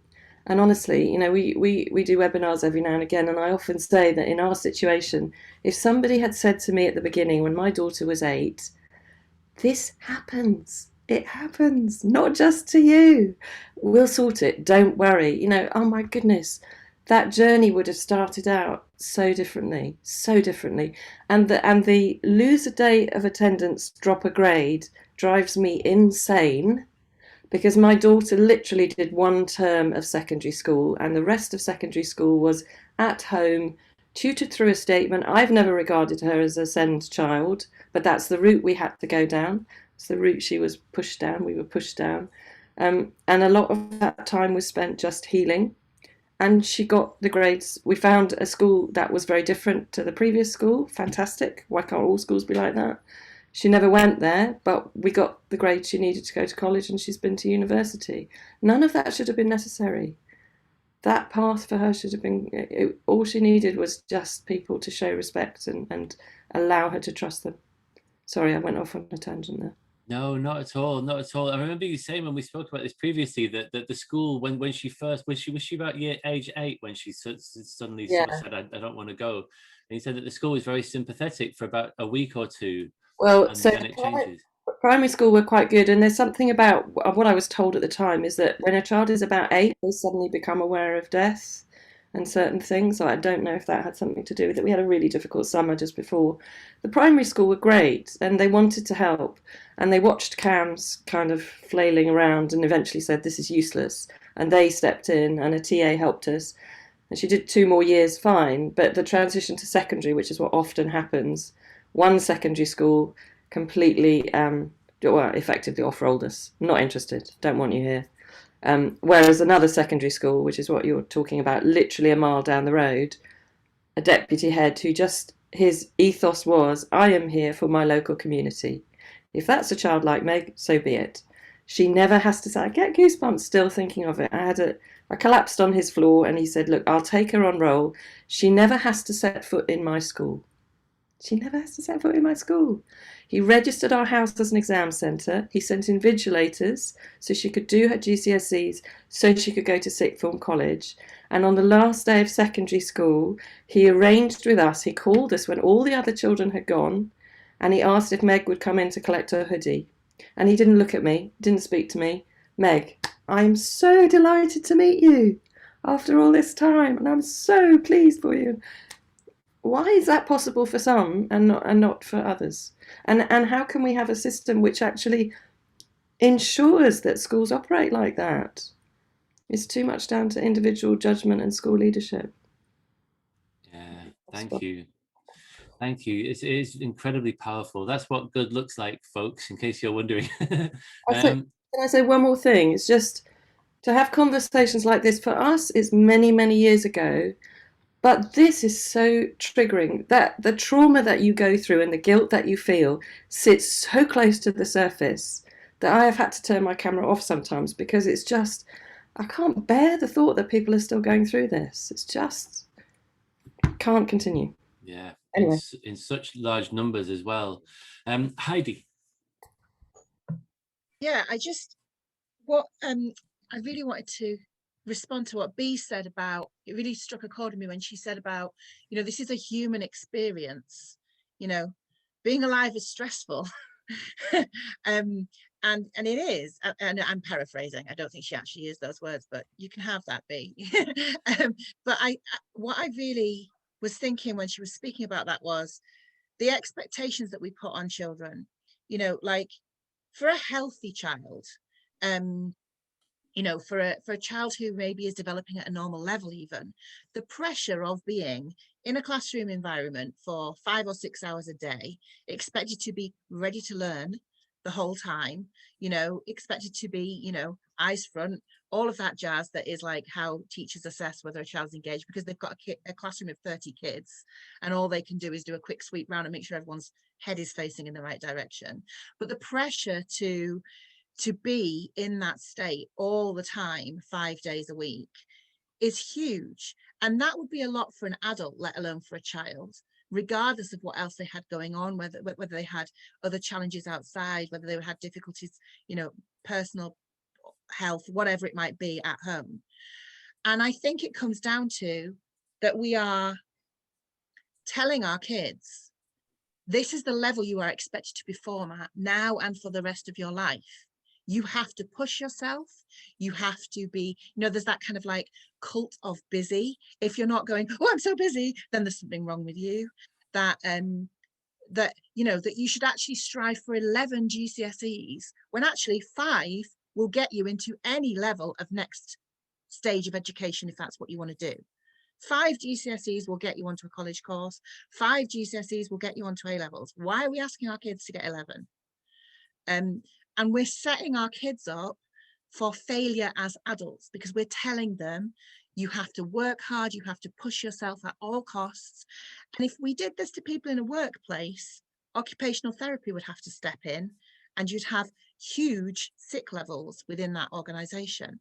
But for some reason, because it's kids, You know, it's hugely childist. You know, I think that's a massive problem in our society right now, that we do not prioritize the rights of our children as human beings. But this notion, that's what I thought when B was speaking, I was just had this moment, I thought, oh my God, the pressure. I know we put our kids under pressure and we bandy it about, you know, oh, SATs are so stressful, Ofsted reports are so stressful. You know, we're not really drilling down into what we are asking, what we are saying to our kids is, work hard to the point of exhaustion, or you're not a valuable human being. And I think that's the crux of what we're talking about. And no wonder that has an impact on attendance, no wonder. And I really challenge people to think about that when they're, you know, and I get that people are proud of their kids. Of course I do. You know, as a child who was a high achiever, I still tell people what I got for my GCSEs. You know what I mean? Because it was important to me, because people told me it needed to be important. But we need to challenge that as a whole, that we are putting these huge expectations on children to overachieve and over deliver, because we're setting them up for failure as adults and as humans. And I think that we really need to start making that a conversation that we have beyond the children who are struggling. So yeah, I just wanted to say that. Thank you. Lucy. Yeah, so something that I think B said it a minute ago. She said, you never know how vulnerable someone is. And I heard that and I was like, yes. So for me, so I have an older sister who is transgender, which makes talking about the past confusing, because you have the whole pronouns and the, like, I had a brother and now I have a sister and they're the same person, but all of the memories are he. So my sister is autistic, and so we all went to the same primary school. There's 3 years between us. So I think that when I went to the same primary school as my sister, and Ned she was quite kind of high need, kind of visible need. And then I went and I was a kind of very kind of typical masked autistic female. They went, oh, this is great. She's so well behaved. You know, she's quiet. Like, she's not giving us any problems. And so for a lot of primary school, I just went under the radar. And I think in about year 5, I just kind of exploded. So around year 5, so my parents are divorced and I was at my dad's house for the weekend, and I started feeling ill. I started feeling a bit sick. So I went down and I got a drink. It was like quite late in the evening. And then I was like, I really don't feel well. And what ended up happening was I was having a massive panic attack. But I didn't know what this was. We didn't know what this was. So we ended up with the ambulance, paramedics. I was hyperventilating. I felt sick. Like people say with, people say a panic attack, you feel like you're going to die. But you don't know how kind of intense that feeling of, I am going to die, I am dying, like what is happening.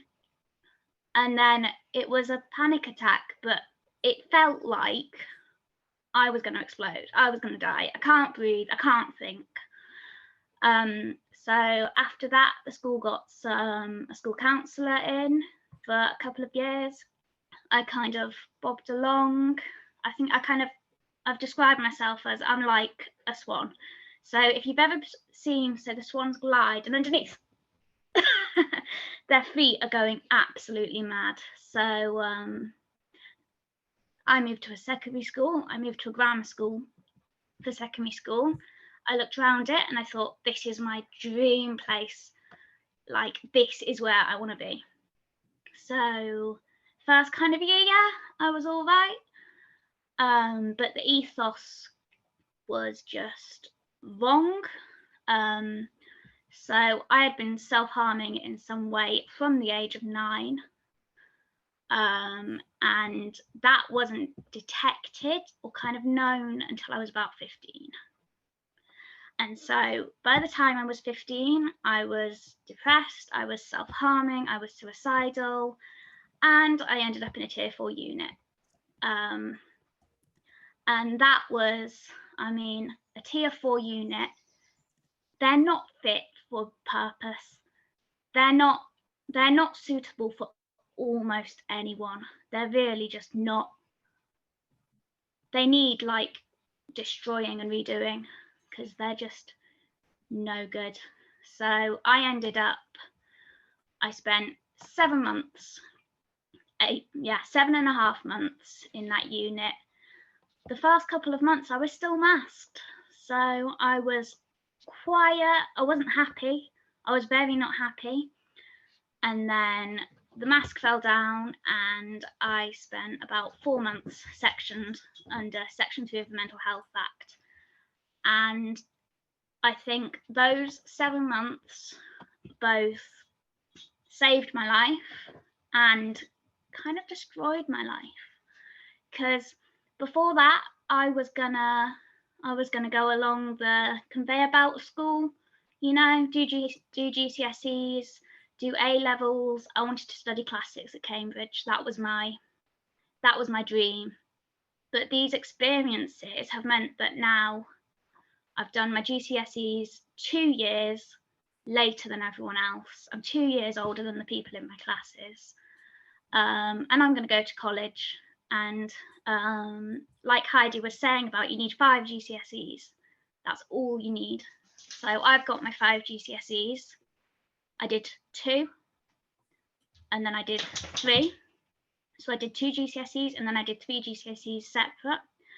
And I'm not going to go to Cambridge because that's not possible anymore. But I'm going to go to college and I'm going to work with animals doing something I love. But if I was diagnosed with autism earlier, if they saw that I was vulnerable, not just that, oh, she's so well behaved, my life would have been different.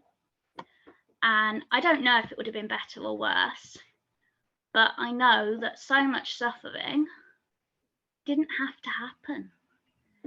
But the system made it happen. And I think that's why I am who I am today, fighting for all of the young people who are different and who don't know that they're different and just think that they're wrong. Wow, thank you so much for sharing that, Lucy. That's an incredibly difficult thing to listen to, actually. It must have been, I can't even imagine, you know, what you've been through. So when you say that the system made it happen, what is it that you would like to have seen different? How could the system have responded and treated you differently so that it didn't end up being so traumatic for you? I don't think anyone ever asked me what I needed. I think if at any point, if someone had gone, Lucy, we can see that something's not right, what do you need? It's such a simple question, what do you need? And no one is thinking about what an individual needs. Everyone's thinking about, like, what targets do we need?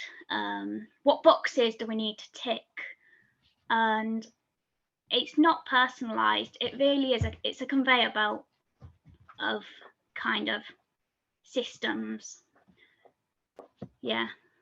So just a bit of person-centered, personalized, and kind of compassionate, Yeah. Which sounds basic, but isn't happening. Yeah, it's very much like the top-down system, isn't it? I'd like to come, I know there's a few people who got their hands up, but I'd like to think about like changes that have happened, government changes that have happened in schools. Will talked about academies earlier. Like, what are the causes? What are some of the causes that are putting all of this pressure, this sort of top-down pressure on young people? And that, like you say, it's such a powerful thing. What do you need to actually to listen, to take the time to listen, to to take young people's voices really seriously. I think Deborah, you had your hand up first. Quickly to answer your question as well around like the top heavy pressures, I think like we've been speaking about Ofsted, it's like made into such a big thing. Sometimes in schools, the children that are deemed naughty are like separated and are removed from the community when Ofsted come in, because schools have this image that they want to portray. It becomes such a powerful thing. It becomes part of their legacy. It's like, this is a moment where we can create a legacy for the next couple of years until our next Ofsted report. It means that we can get all the young people from primary schools that are doing amazing things. We can create this image to the local community for people to want to come into our schools, but that is all at the detriment of the young people that are currently in the school and in that community. And I think what you were saying, Lucy, around what young people really want, and just that simple question, like for us in this call, it's such a simple question, and we're just mesmerized as to why it's still being missed from the conversation. But I think, yeah, there's definitely a loophole, and there's definitely a reason as to why that question is being missed out. And I think, unfortunately, it does come down to schools are stretched. Schools don't have enough facilities. There's not enough budget being put aside to each individual school. And yeah, I think it's just not at the forefront of the government's minds. So it's about us, all of us coming as a collective and making noise that they can't avoid pretty much. And it's like us creating chaos and causing commotion, so they are forced to listen to us and forced to listen to our experiences. But I think it's really hard as well, because like Fran, you were talking about persistent absence and how it's just brushed under the carpet. And I think I see it in so many of the girls that I work with, where because their behavior, similar to you, Lucy, because their behavior isn't loud and boisterous, it's missed. And similar to my own experience, I was just getting on with life. I was that swan that you described, but deep down there was school refusal, but it just didn't lead into what they were seeing at the forefront. And I think that's the hardest part. And I just, yeah, I think it's difficult because, yeah, I don't know. That's it from me. It's just, yeah, it gets me really irate and frustrated, because it's just a simple question of asking young people how they are and just allowing them to voice their experience, because how can you help change if you don't listen to them? And it's just, it's hard, because that initial question in the beginning, like you said, Lucy, can save so many young people from going down a journey that is preventable. Yeah, thank you. Ellie and Lydie.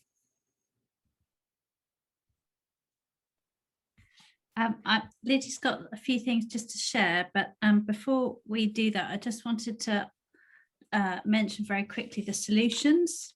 So for me, it comes down to respecting all human beings, including children.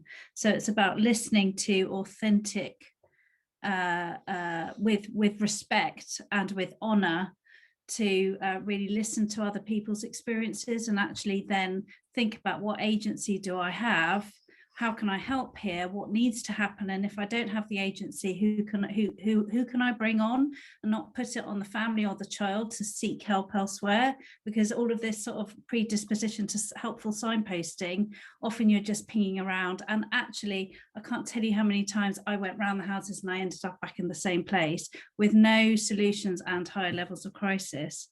But just thinking about as well, just sitting with, what we're talking about here today is suffering, vulnerability, and as Bea said, it is all understandable human life experience that none of us want to happen, and it's really difficult to sit alongside it and be faced with it. But we need to hold in mind that it does happen, but we don't need to, that if we don't all accept that we have needs, we talk about this a lot, everybody have needs. There's chronic needs, lifelong needs, acute needs. We all have needs, and it's incumbent on the services around us. We all pay our taxes and contribute to the system, so that those needs can be met. And where those needs aren't being met, we have a fundamental problem with those systems. Now, part of talking about that means that shame blame goes around the system, you know, and those in power go, oh, don't vote for that party because they're worse than that party, and we all end up with, oh, what's the solution? But the solution for me is coming together, knowing that needs are normal. Normalizing is so important. Understanding that vulnerability is difficult to come alongside and be faced with. Often a lot of our families, Heidi talked about it, Will talked about the experience of noticing his mother, that when you start not being able to keep up with the system, it's very, very easy to be othered, to sort of then become isolated. I often felt like the parent with cooties, you know, that what was happening to my child was somehow, I could feel the anxiety in other parents around me, that almost it would transmit, because we were a normal family and they would ask, oh, how awful, really nice to catch up with you, bye. And off we go to after school club with my child who's achieving and fitting the system. So I think there's, but for me, it's conversations that are authentic, honourable, and actually deliver, that really do listen and value and respect child voice and family experience. So that was my 2 pence worth. But do you want to just quickly talk about, so we're short on time? Yeah, I just want to say I'm sorry I've talked so much. You haven't. Not at all, Lydie, not at all. Do you want to just share these bits very quickly? Yeah, so I have 3 books here. Don't need to show like every single one, but I have just 1 page in this book here, and it's called Delightful, the Girl and the Galdurian, and it's a comic about a girl who has anxiety and a Galdurian who kind of takes her on an adventure to find her pig wizard grandpa. But there's this moment in the book, and the way it shows her anxiety is by it, surrounding her in darkness. See the art style, which is very, very cool. And on this page here, it says, I don't mean it. So this is the girl talking with anxiety. She's explaining, I'm sorry I haven't been much of a travel companion. I feel like I've been a big jerk. And then she explains to, I can't remember his name, Cad, I think, why she does it.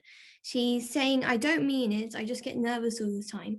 Even when I really don't want to, or when I want to be brave or daring, instead I just get overwhelmed. I'm afraid of doing something wrong or losing something or someone or failing, and I freeze. It's frustrating. And that is kind of what happened before I came on this. I really wanted to do it, but I was very nervous too. And it was very scary and I just didn't want to. So if you do want to get this book, it is there. And it's cool. It's by Tim Probert. I think that's how you say that. Yeah. But then there's these 2 more books here, which are 1 part and 2 parts. So this is part 1 called Real Friends, and part 2 called Best Friends. And it's about, so the woman who wrote it, it's about her life. And she's called Shannon Hale, if you want to find it. And it's about her going through her school life and how she got bullied and how she wanted to write stories and be brave, and she felt nervous a lot. And her friends, they weren't really friends. It was kind of like me. I had friends, but they just faked it just to be mean all over again. And it goes through her how she went then into high school. She wanted to, and it shows her thinking in her head, what if I do something wrong? You're stupid, you're stupid, you're stupid. And it's about her anxiety and what she went through. And I just wanted to share how these books, also what I went through, because there's so many people that you don't realize what people have went through, and it's just you people want to tell their story, and I would love. Another reason why I came on this school is because I wanted to share my story with the world, and I just think that I would love to write a book about what I went through and things like that, because when I grow up, people say this and grown-ups make fun. I'm like, oh, you're never going to be able to do this, but my dreams are becoming an actor, an artist, a singer. And personally, I think I already am a pretty good artist and singer. I have 2 sketchbooks full of art that I've done from art classes and things like that. And I sing. This is super embarrassing, but I literally don't care what people think. I sing in my room and use my imagination in like Star Wars and Steven Universe, Adventure Time, you know, all the amazing cartoons that are out there, movies. And then I love going out bike riding, and you know, I don't care what people think. I sleep with a billion cuddlies. Do you think school helped you with all of those things? Honestly, yes. I don't think that without any of my anxiety or what they put me through, even though I never want that to happen again to anyone, I wouldn't be the person I am today, as singing an artist and someone who's trying to figure out how to write a book. And just there are so many people, grown-ups, who just, they think that you can't do that. You say that you're going to do that, but you can't. You won't be able to achieve it because you're just a kid. I don't care. You're wrong. You're not right. Go away. But yeah, that's just all I want to say. Amazing. Wow, thank you. I think you're winning a legion of fans today and future buyers of your book, Lydie. We're waiting with eager anticipation. Let's go to B. Yeah, I just wanted to bring in something around another way that the system sort of causes this trauma, and I'm going to follow Ellie's lead and bring in a solution as well, because I think that's really important. So I think, you know, as we know, everyone sort of thinks about trauma as these big events, but it's so much more subtle than that. I think trauma is in our everyday lives, and I think it's like happening at such a mass scale that we couldn't comprehend because of the complexity of it. But to me, trauma is any experience that really splits us off from our sense of self. So something happening to us that splits us off from our sense of self, or something happening internally that makes us feel like we have to become something other than who we are. And so within the education system, like, I remember being in a room with 8 young people, and they were talking about how when the exams started kicking in, so they must have been about 13, 14 when those conversations started happening, they started to abandon all of the things that connected them with themselves, authentically with themselves. Some of them loved sports, some of them loved music, some of them loved reading. All of those things that helped them develop a unique sense of self, which is what creates psychological health, had to be abandoned. And I find that really disturbing. Like, if you really think about that, what's happening there? Because what the system is conditioning millions of people year after year to believe is that and Heidi said this, to have value, you have to be something other than who you are. And recently I've been reflecting on this, because that trauma doesn't go away unless it's addressed. So it will remain with you in your worldview, your self-concept, that I always need to do something else to be accepted and valued as a human being. And this has remained in my life. It's only this year, until like the pandemic happened and I had a chance to really step back, that I started to analyze this. And I realized, actually, like, I have some really strong mindsets around what makes me valuable in the world, what my worth is tied to. And I think it was really powerful what Heidi said, you know, around like, this is in workplaces as well. You know, it creates that idea that we have to constantly be overexerting ourselves. And yeah, that's something that breaks my heart. But in terms of the solutions, I don't think that they need to be complicated.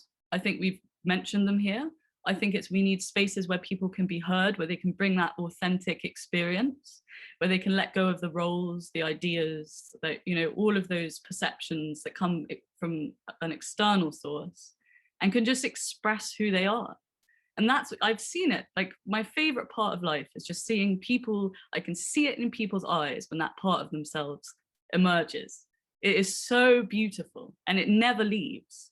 That part of ourselves that's authentic and who we truly are.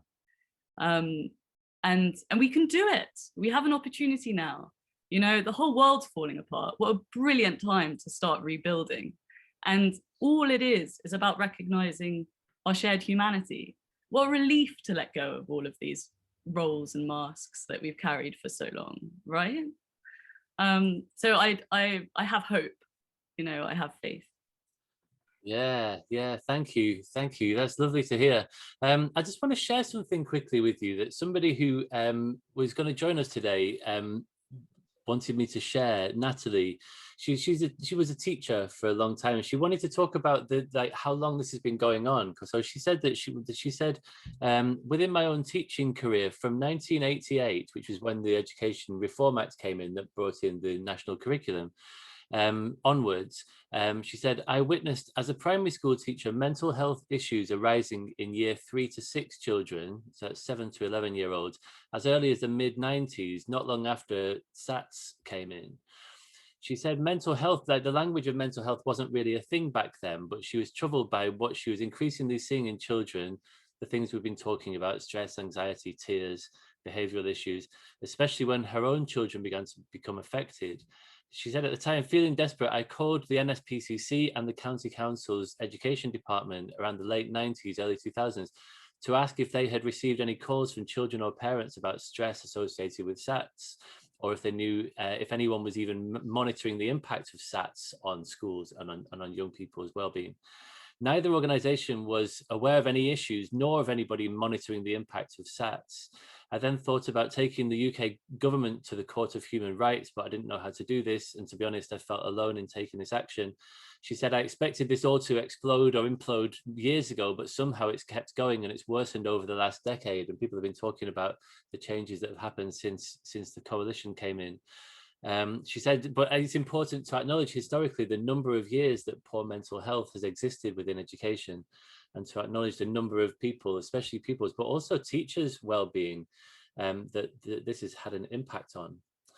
So I just wanted to share that because I want to understand, like when we're talking about the solutions, you know, it seems like there are certainly things that we can do at the school level, regardless of any change of government policy, but it seems like schools, individual teachers finding the time to ask children, you know, what do you need? Are you okay? Can we have a conversation? And finding the space and the time in the day to have those conversations, checking in with young people at the start of the day and at the start of each lesson, say. But I wonder if people have got any more thoughts on things that we can do to loosen some of these screws, to loosen some of this top-down pressure that makes schools. Somebody commented on the Facebook feed earlier that they were working for one of the academy chains that was mentioned earlier, and it's all about results. It's all just like, we need to be competing, we need to be, you know, like at the top end of the league table. And Ian Cunningham made a really good point in his book where he said that, like, if a young person is struggling with mental health, it's a bit like what you were saying earlier, Lottie. Like for the school, that's a problem because they're not going to achieve their grades. But for that young person, the most important learning that they can undertake at that time is, how can I stop feeling like this? And the school just hasn't got any sort of capacity, the space in the day, the provision to allow that conversation to happen. So I'm interested to move this towards solutions as well. And I'm also aware of the time, it's 2 o'clock. And so this has gone on for longer than billed, but I think it's really important that we hear all of these stories. So let's go to Lottie, and maybe we should work our way around the screen and think about final words, last words, and any thoughts on what anybody watching or listening to this can do if they're in a position where they're able to exercise some power, what they can do to improve the situation for young people. So let's start with you, Lottie. Thanks. I think there's many things I could say, like funding's a big one of them, training's a big one. Like there's so much, honestly. But there are 2 things that stuck out to me that we can all do working from the ground up, because I know that if it was in our power, we would be funding mental health systems for a long time ago. One of them is allowing young people to be the driving force of their own recovery. And that is something that doesn't happen a lot or at all, actually. I think Lucy said earlier, all she needed was someone to ask what she needed to get better. And I felt that so much, because when I've gone through things, no one has asked. And I remember in year 11, I had a really awful time, which I won't get into. But my year team did nothing. No one at the school did nothing. It took my head of sixth form, who, again, wasn't even in the picture at that point, because that's a completely different part of education, to turn around and say, look, what's up? What do you need? Like, I'm here, we'll sort it, because that's where I was going next year. But he shouldn't have had to do that. And he was in the capacity where he was dealing with a whole nother sick form of students who had loads of rubbish stuff going on. That should have been done by the school, and the school should have had time set aside for me to be able to deal with that. So yeah, that's a big thing, just allowing us to be the driving force, because it never happens. I had another point, but it's gone from my head, which is not helpful. Yeah, it was about training. And I think I have been thinking about times in my life when I've spoken to people. And one of them was I was sent to a counsellor, and the first thing they said to me was, well, that's right, I'm not trained, I don't really know what I'm doing, so I'm not going to like judge you or help or whatever. And that was the worst thing to hear, that someone wasn't trained enough, because all I needed was someone to help. And at that point they were like, well, I can't, I'm just here for you to offload to, and that's wasn't useful for me. So that training is really, really important. And I'm not talking about mental health first aid training, although that's great. I'm talking about proper training, having like mental health nurses in schools, because when we've had people come in of that kind of qualification level, that's when we've started to see change happen, because they have the time and the expertise for students who need it, and not just students who are presenting as obviously in need of help, but students like me, like Lydie, like Lucy, who are a lot quieter and have gone completely under the wraps until someone's actually picked it apart. I think that's it. Okay, thank you. Anna, what are your thoughts on what you've been hearing today? I just put a comment in the chat about the power imbalance being key, and that children are expected to attend so that they can tick their attendance boxes, but not be heard. And I think what's underlying that is, if they actually ask the children and properly listen, they know at some level that there isn't a flex in the system to accommodate the changes that are required. So I don't really have a solution to do that. But then I just started thinking about what could be, a ground level change that would start to address that power imbalance and give the children some feeling of control over their own experience and destiny in the education system. And just spontaneously came up with the idea of perhaps a children's steering group on well-being. So they lead it. It's all got to be child-led. I absolutely agree with what Lottie just said. It's got to be driven by the children. Again, tied into the power imbalance is that because they're children, they don't sort of understand the wider system, what we have been talking about, the wider systemic issues and how it links into all of that. They can't articulate at that level. My son still can't really articulate himself. He's getting better as he's understanding his own anxiety, but as a child, and then especially if it's a teacher asking, are they going to freely express themselves? Are they able to identify what they need? I think they probably are, if it's done in the right way. But yeah, that was my thought. Within the schools, there could, there's school councils, aren't there, that children represent their peers on, but yeah, there should be a specific thing. Another thing that's been occurring to me is that, during the lockdown, there was, I know this is harsh, but it did feel in our case that the kind of well-being was a bit of lip service. It was good. There were some really good sessions, on a Friday afternoon. There would be, I think there were about 3 in total during one of the lockdowns, online well-being, make sure you're looking after yourself. And I actually thought it was good. There was a specific member of staff that was designated to produce those. They were good, but it did feel very much like an adjunct. Like, here, we're going to, for 45 minutes, think about well-being. Right, back to the class teacher. Boom, right, you need to be getting this piece of work in, and I'm going to be chasing the people that I know aren't registering in the morning. Do you know what I mean? It wasn't like Fran, when you've explained about the trauma-informed, what is it, trauma, yeah, that thing, the trauma-informed training, you've described it as it needs to be the focus on well-being needs to be running like a stick of rock through the school. And yes, our experience was there was a nod to it, but actually that was very separate to what then was going on with the class teacher in the classroom setting, whether virtual or otherwise. Yeah, I think that for us there's been a major battle getting the anxiety recognised for what it was and how serious it was. It was almost like an affront to the school that we were saying our child's not managing. It was like, well, they tried to just sort of deal with it themselves, and were very authoritative in that. Like, it's just a blip, we will manage it, we will get him through. We've done it before with a child in the year above, and well, who knows how she's now doing at secondary school.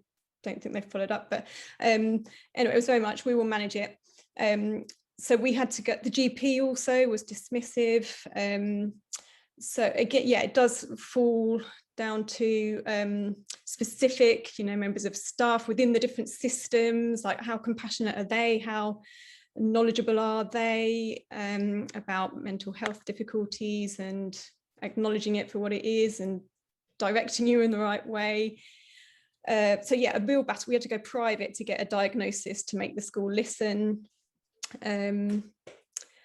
So yeah, recognition was the first key battle. Now I'm on to the battle of trying to access and secure the support that is needed. So yeah, I mean, it comes down to funding, doesn't it? It just doesn't feel very joined up at all. Somehow there's got to be this message. Training has got to be delivered to everyone involved in all of the systems, and not just dependent on if someone happens to be a more humane, compassionate person that your child happens to come across in their journey. It can't be that haphazard. It just can't. Well-being first, everything else will follow. Yeah, thank you. It's so mad to think about, like, some of the language that you use and that other people use when they say that I had to fight for my kid, or I had to stand up for them, or stand up to the system. I'm trying to sort of understand how that comes about, because when like, teachers are nearly always really lovely people who genuinely want the best for young people. There are definitely pressures on them to focus on exams and performance and stuff. But you're right. Like, I don't think that anybody is to blame, on an individual level. We're not saying that, this is on teachers' shoulders, that they need to somehow do better. But there's a system level of thinking that you're right, that it needs to be far more joined up. It's a big old problem. That you have to be at your strongest. All of a sudden, you have to find this strength when you're at your most vulnerable, and it's just awful, because all you need is support. You need people reaching out to you, like, yes, what do you need? It comes back to that, doesn't it? What do you need? What does your child need, first of all? What do you need as parents? But instead, you have to, as immediately as you can, switch to going on the defense initially, because the default is to assume that the problem is at home, which is weird. But that's where it goes, first of all. So you very quickly learn that you have to be very careful what you say. And so that anything you say can be turned and sort of used against you, and the problem is reinforced. Again, the power imbalance. Yeah, you're immediately on the back foot, and it's a very scary place to be in, because there's the law as well. And my son was told by the head teacher, it's the law that you must come to school. That's really helpful. Suddenly you're just up against the systems and all that power when you're in crisis and at your most vulnerable. So it's all wrong. Wow, that's very powerful. Thank you. Let's go to you next, Deborah. What are your final words on what you've been hearing today? It was a really powerful conversation. I think for me, all teachers need to be trauma informed and trained to be able to use the right language when talking about mental health, because I think my own experience was like, I only ever felt comfortable going to one teacher, and that teacher was the safeguarding lead. But because her sole job was dealing with all the safeguarding issues in the school, she was often out with social workers, or she was never present. So I was then that child that I've already described, of walking around the building trying to clear my head, but then getting put down as truancy. Whereas if I knew that other teachers were trained and had the language to be able to talk to me about what I'm experiencing, I could just go into any classroom and go and speak to that teacher. But I think it was, like you said, Anna, around that power imbalance. Young people don't believe that their teachers are human. Like, there's still that myth of like, teachers live in school, for example. And it's like, if there was a time in a day where young people could really understand and get into the, not the lives of a teacher, but really understand who that teacher is as an individual, then they might feel more of a connection. But because they're still so distant, they're seen as, young people are seen as inferior, teachers are seen as these gods that are in charge of everything and will get you these grades and stuff. They don't feel comfortable to be able to go and talk to them. So I think if that was something that can change, exactly, everything's about relationships. You need relatable relationships to be able to get through life. Like, and that's something that we really pride ourselves on at FBB, about building relationships and allowing young people to feel comfortable and willing, allowing them to have autonomy and the willingness to be able to openly talk about their experiences. And yeah, I think that's like the main thing. But also the last point that I put into the chat was just around reintegration and allowing young people to believe that they have the ability to come back into the system, because I think that was one thing that I really struggled with. So yeah, I was out of school for year 9, year 10 and half of year 11, came back to do my GCSEs and was like, yeah, Deborah, you got back into school without any help, but then went into sixth form and was absent again. And it's like, how can we? And it was horrible because, one, I didn't want to go back to school because there was learning loss and I just felt like I was behind everyone. So I was like, well, now I don't want to come back into school, which was that period of year 10. Then I did manage to come into school because yet again, there was that pressure of getting my GCSEs. No one was really taking the time to assist my mum in being able to, find out all these different plans of how I can learn at home or how I can do other things. So therefore, I felt also a pressure of being like, I don't want to let down my family. I've seen the strain that I've put on my mum already. Let me just push myself and get into school, which was, at the detriment of my own mental health yet again. But anyway, and then going into sixth form again, being like, I haven't really dealt with any of the issues previously. And that's now why I'm absent again in sixth form. So I think schools really focusing on, okay, yes, our young person is absent at the moment, and we need to support them in their process of being absent.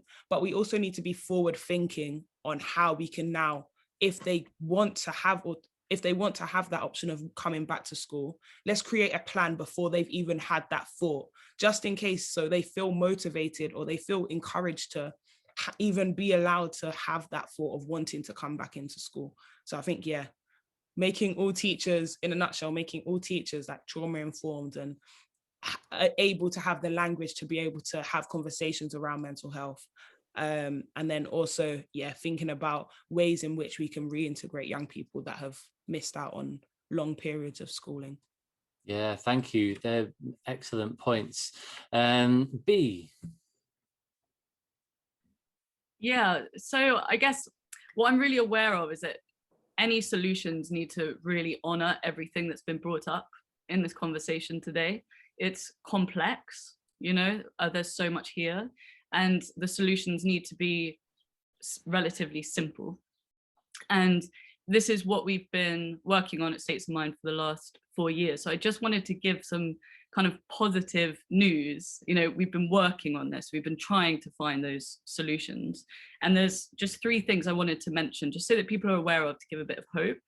So a key part of what we do is this therapeutic work within schools. I work with groups for weeks at a time. It's quite in depth. It's focused, trauma informed, very focused on identity and a sense of self. And with hundreds of young people, we've developed this platform called Selfology, and it's a learning platform. It's self-directed, again, honouring young people's ability to really, for that self-directed learning.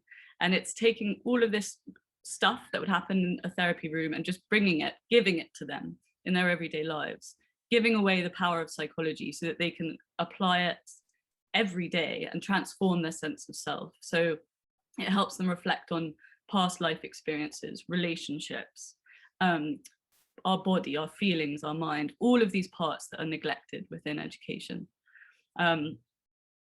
Co-created with young people, and we're going to launch it in the world in 2 weeks' time. And this is for schools. And the idea is schools, communities, young people in their everyday lives.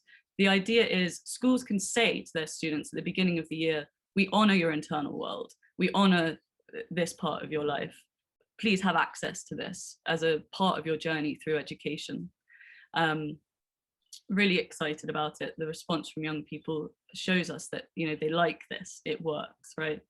And alongside this, training for teachers. So we're now going to be turning that curriculum into a training program for teachers so they can create these spaces where these experiences can be heard, not pathologized, context is appreciated. That is happening this year too. And the final thing is this year we've been developing an alternative Ofsted evaluation framework with 2 colleges in collaboration with the Institute of Education. So young people have been designing what an alternative Ofsted inspection framework would look like. It's radically different. They've just come to the end of the first year. Just a few key things. The focus is on well-being, how people feel within school, their experience within school. And a focus not on exams, but on teacher evaluations, self-evaluations, and evaluations between colleges and schools. And yeah, we want that to be a guiding framework for the future of how schools, you know, assess themselves, you know, and it's been developed by students. So that's really exciting. So keep an eye out for that. So all hope is not lost. There are solutions, there are things going on. I think it's easy to forget there's all of us working behind the scenes, you know. Yeah, that's wonderful. Thank you. I look forward to that. Let's go to you next, Fran. Yeah, all of that. I think that one of the things that will be really helpful, some schools are doing it brilliantly despite the system. So, you know, one of the ideas we've had in the past, which is on the back burner because we haven't got time, it is to lift up those schools, you know, a sort of awards program that lifts up those schools and shows others, and they can evidence that it reduces absence and exclusion. And we need more of that evidence to prove to school leaders that it works to do it differently. But it's kind of despite the system. I think there's a lot of fear in the system, and we need school leaders to be brave. And there are things that they can do individually in their own schools. You know, there's a change makers program. They can get young people's voice. They could do a different transition program, secondary schools with primaries, to build relationships with families better. There's lots of things they could do, but it's kind of like they have to decide themselves that they're going to do that, and sometimes find the money for stuff. Money's an issue. What else? I think we try and tell, when we do webinars and things, we try and tell individual teachers that everybody around a child and family has a certain degree of agency. You know, and as a teacher, you could gen up yourself on this issue. You could try and change hearts and minds within school leadership. You know, there's a certain amount of agency you can have building relationships with your own family. I think in terms of the fight, it's the metrics and the gatekeeping of money that cause most of the problems, because you've got such conflicting agenda for school leaders. They've got to almost decide, what do I want to do? Do I want to look after my pupils and families, or do I want to meet the metrics that I'm being judged against in the system, the attainment and attendance metrics? And there are personal consequences quite often if they don't do that. But yeah, I think also one of our projects is a book to try and support school leaders to do the right thing by their square pegs. And again, that's despite the system. And it's drawing from paramedics, youth workers, virtual heads, people from other walks of life, where we can borrow ideas and things that might just work within education. Yeah. Thank you very much. And final words from Ellie and Lydie. I everything that everyone else has said with bells on, completely agree with all of it. I'm so excited about what you're doing, B. It's so wonderful and reassuring and validating and vindicating to know that that's going to be out there. I'm so excited by that. Just thinking about training and CPD, it's a continuous lived practice, so it's not a one-off twilight session. And actually, if I think back to some of the really difficult meetings that we had with professionals and with school leaders, I could see the paralysis in their eyes, and I've learned that that is because there is a knowledge or capacity deficit. It's not because they're inhuman, and that actually they don't have the tools. But it's really important to hold in mind that those tools take practice and reinforcing, and because you will screw up because you're a human being. And I'm a therapeutic parent, so I've had to sort of teach myself, and the only reason it has embedded and become a lived practice is because I've been supported to do it. So that is absolutely fundamental for me. Those giving teachers those therapeutic interrelational tools, it's language, it's how do I approach this situation, not in the way that I always have, but in a new way that's going to shift paradigms and have influence, and build connection. So it's how, it's all about that. I love the idea of what Deborah was saying about demystifying teachers. Actually, if you think about the mystery for a very small child or even a teenager, that teachers are like an alien species, and actually if we break down the fact that the profession is sort of often behind a sort of glass wall, if you like, or even a brick wall, where it's show no mercy, look them in the eyes, show no fear, it's all of that.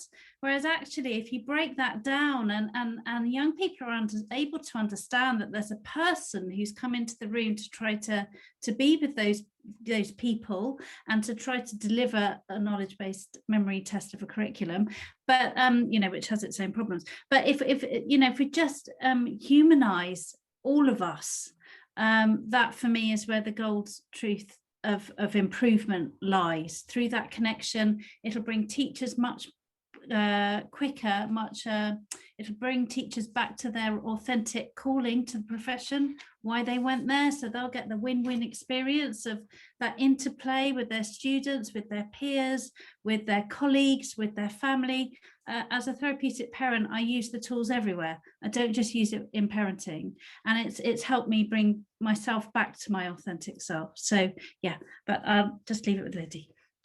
Well, I guess I would just want, safer, more comforting environments. I mean, I honestly don't know what to say because you've all said everything that I kind of want to say. You've all made very valid points, and I would love if every single one of that could happen. Obviously, it's going to take a long time, though, to get around to changing. Again, people don't like change, but what I would like is I would just like, safer, more comforting environments, areas where people can just go sit for a minute, breathe. They could just chill for a minute, like a chill room or something. I don't know, but I don't know what else to say. Should we just say thank you? Yes. Just want to say thank you for hosting, James. It's just been brilliant, and we've obviously talked so much, but just thank you for thanks for letting giving us the platform. Yeah, well, thank you both to you and Fran for organising it all behind the scenes. It's been a mammoth one. It's been 2.5 hours. The point of these campfires was that they were supposed to be shorter, but there's so much to be said here, and I feel like we should have further episodes on this theme in the future as well. But this is going to be the last one for a while. We're going to take a pause for the summer. But massive thank you to everybody on the screen and to who's already left us earlier in the call. For joining us today, for sharing, so fully of yourselves. It is so important. It feels like it's a hearts and minds thing that needs to happen first, and for people to connect emotionally to the human stories that are behind these galling statistics. And I think that this call has succeeded in doing that. It's been quite incredible to hear so much richness and sadness, but also like hope and strength that comes through these stories. It's really quite something. I completely agree that the training needs to be ongoing and not just the odd twilight. But having said that, I am doing a twilight next week. It's a free thing that anyone can join, and it's on self-regulation. So it's essentially about teaching in a way that engages young people socially and emotionally as well as just cognitively, because it's all focused on memory and knowledge at the moment, and we need to engage young people as whole human beings. So this is a live thing that's next Thursday, but it's also going to be available on the same YouTube channel that this video will be on. For anybody who sees this in the future, you'll be able to find that, and hopefully it will go some small way to spreading some research, some fascinating research. There's someone called Mary Helen Imodino Yang, who I've recently found out about. She's based over at the University of Southern California in LA, and she's doing some incredible research with young people about exactly this stuff, about engaging them, asking them what do they need, talking to them and asking them about their lived experience, which is so often what is missing. So I'm very excited to learn more about that and to get to know all of you. And thank you all very much indeed. And I look forward to continuing this conversation down the line. Take care, everyone. Bye. Bye. Thank you.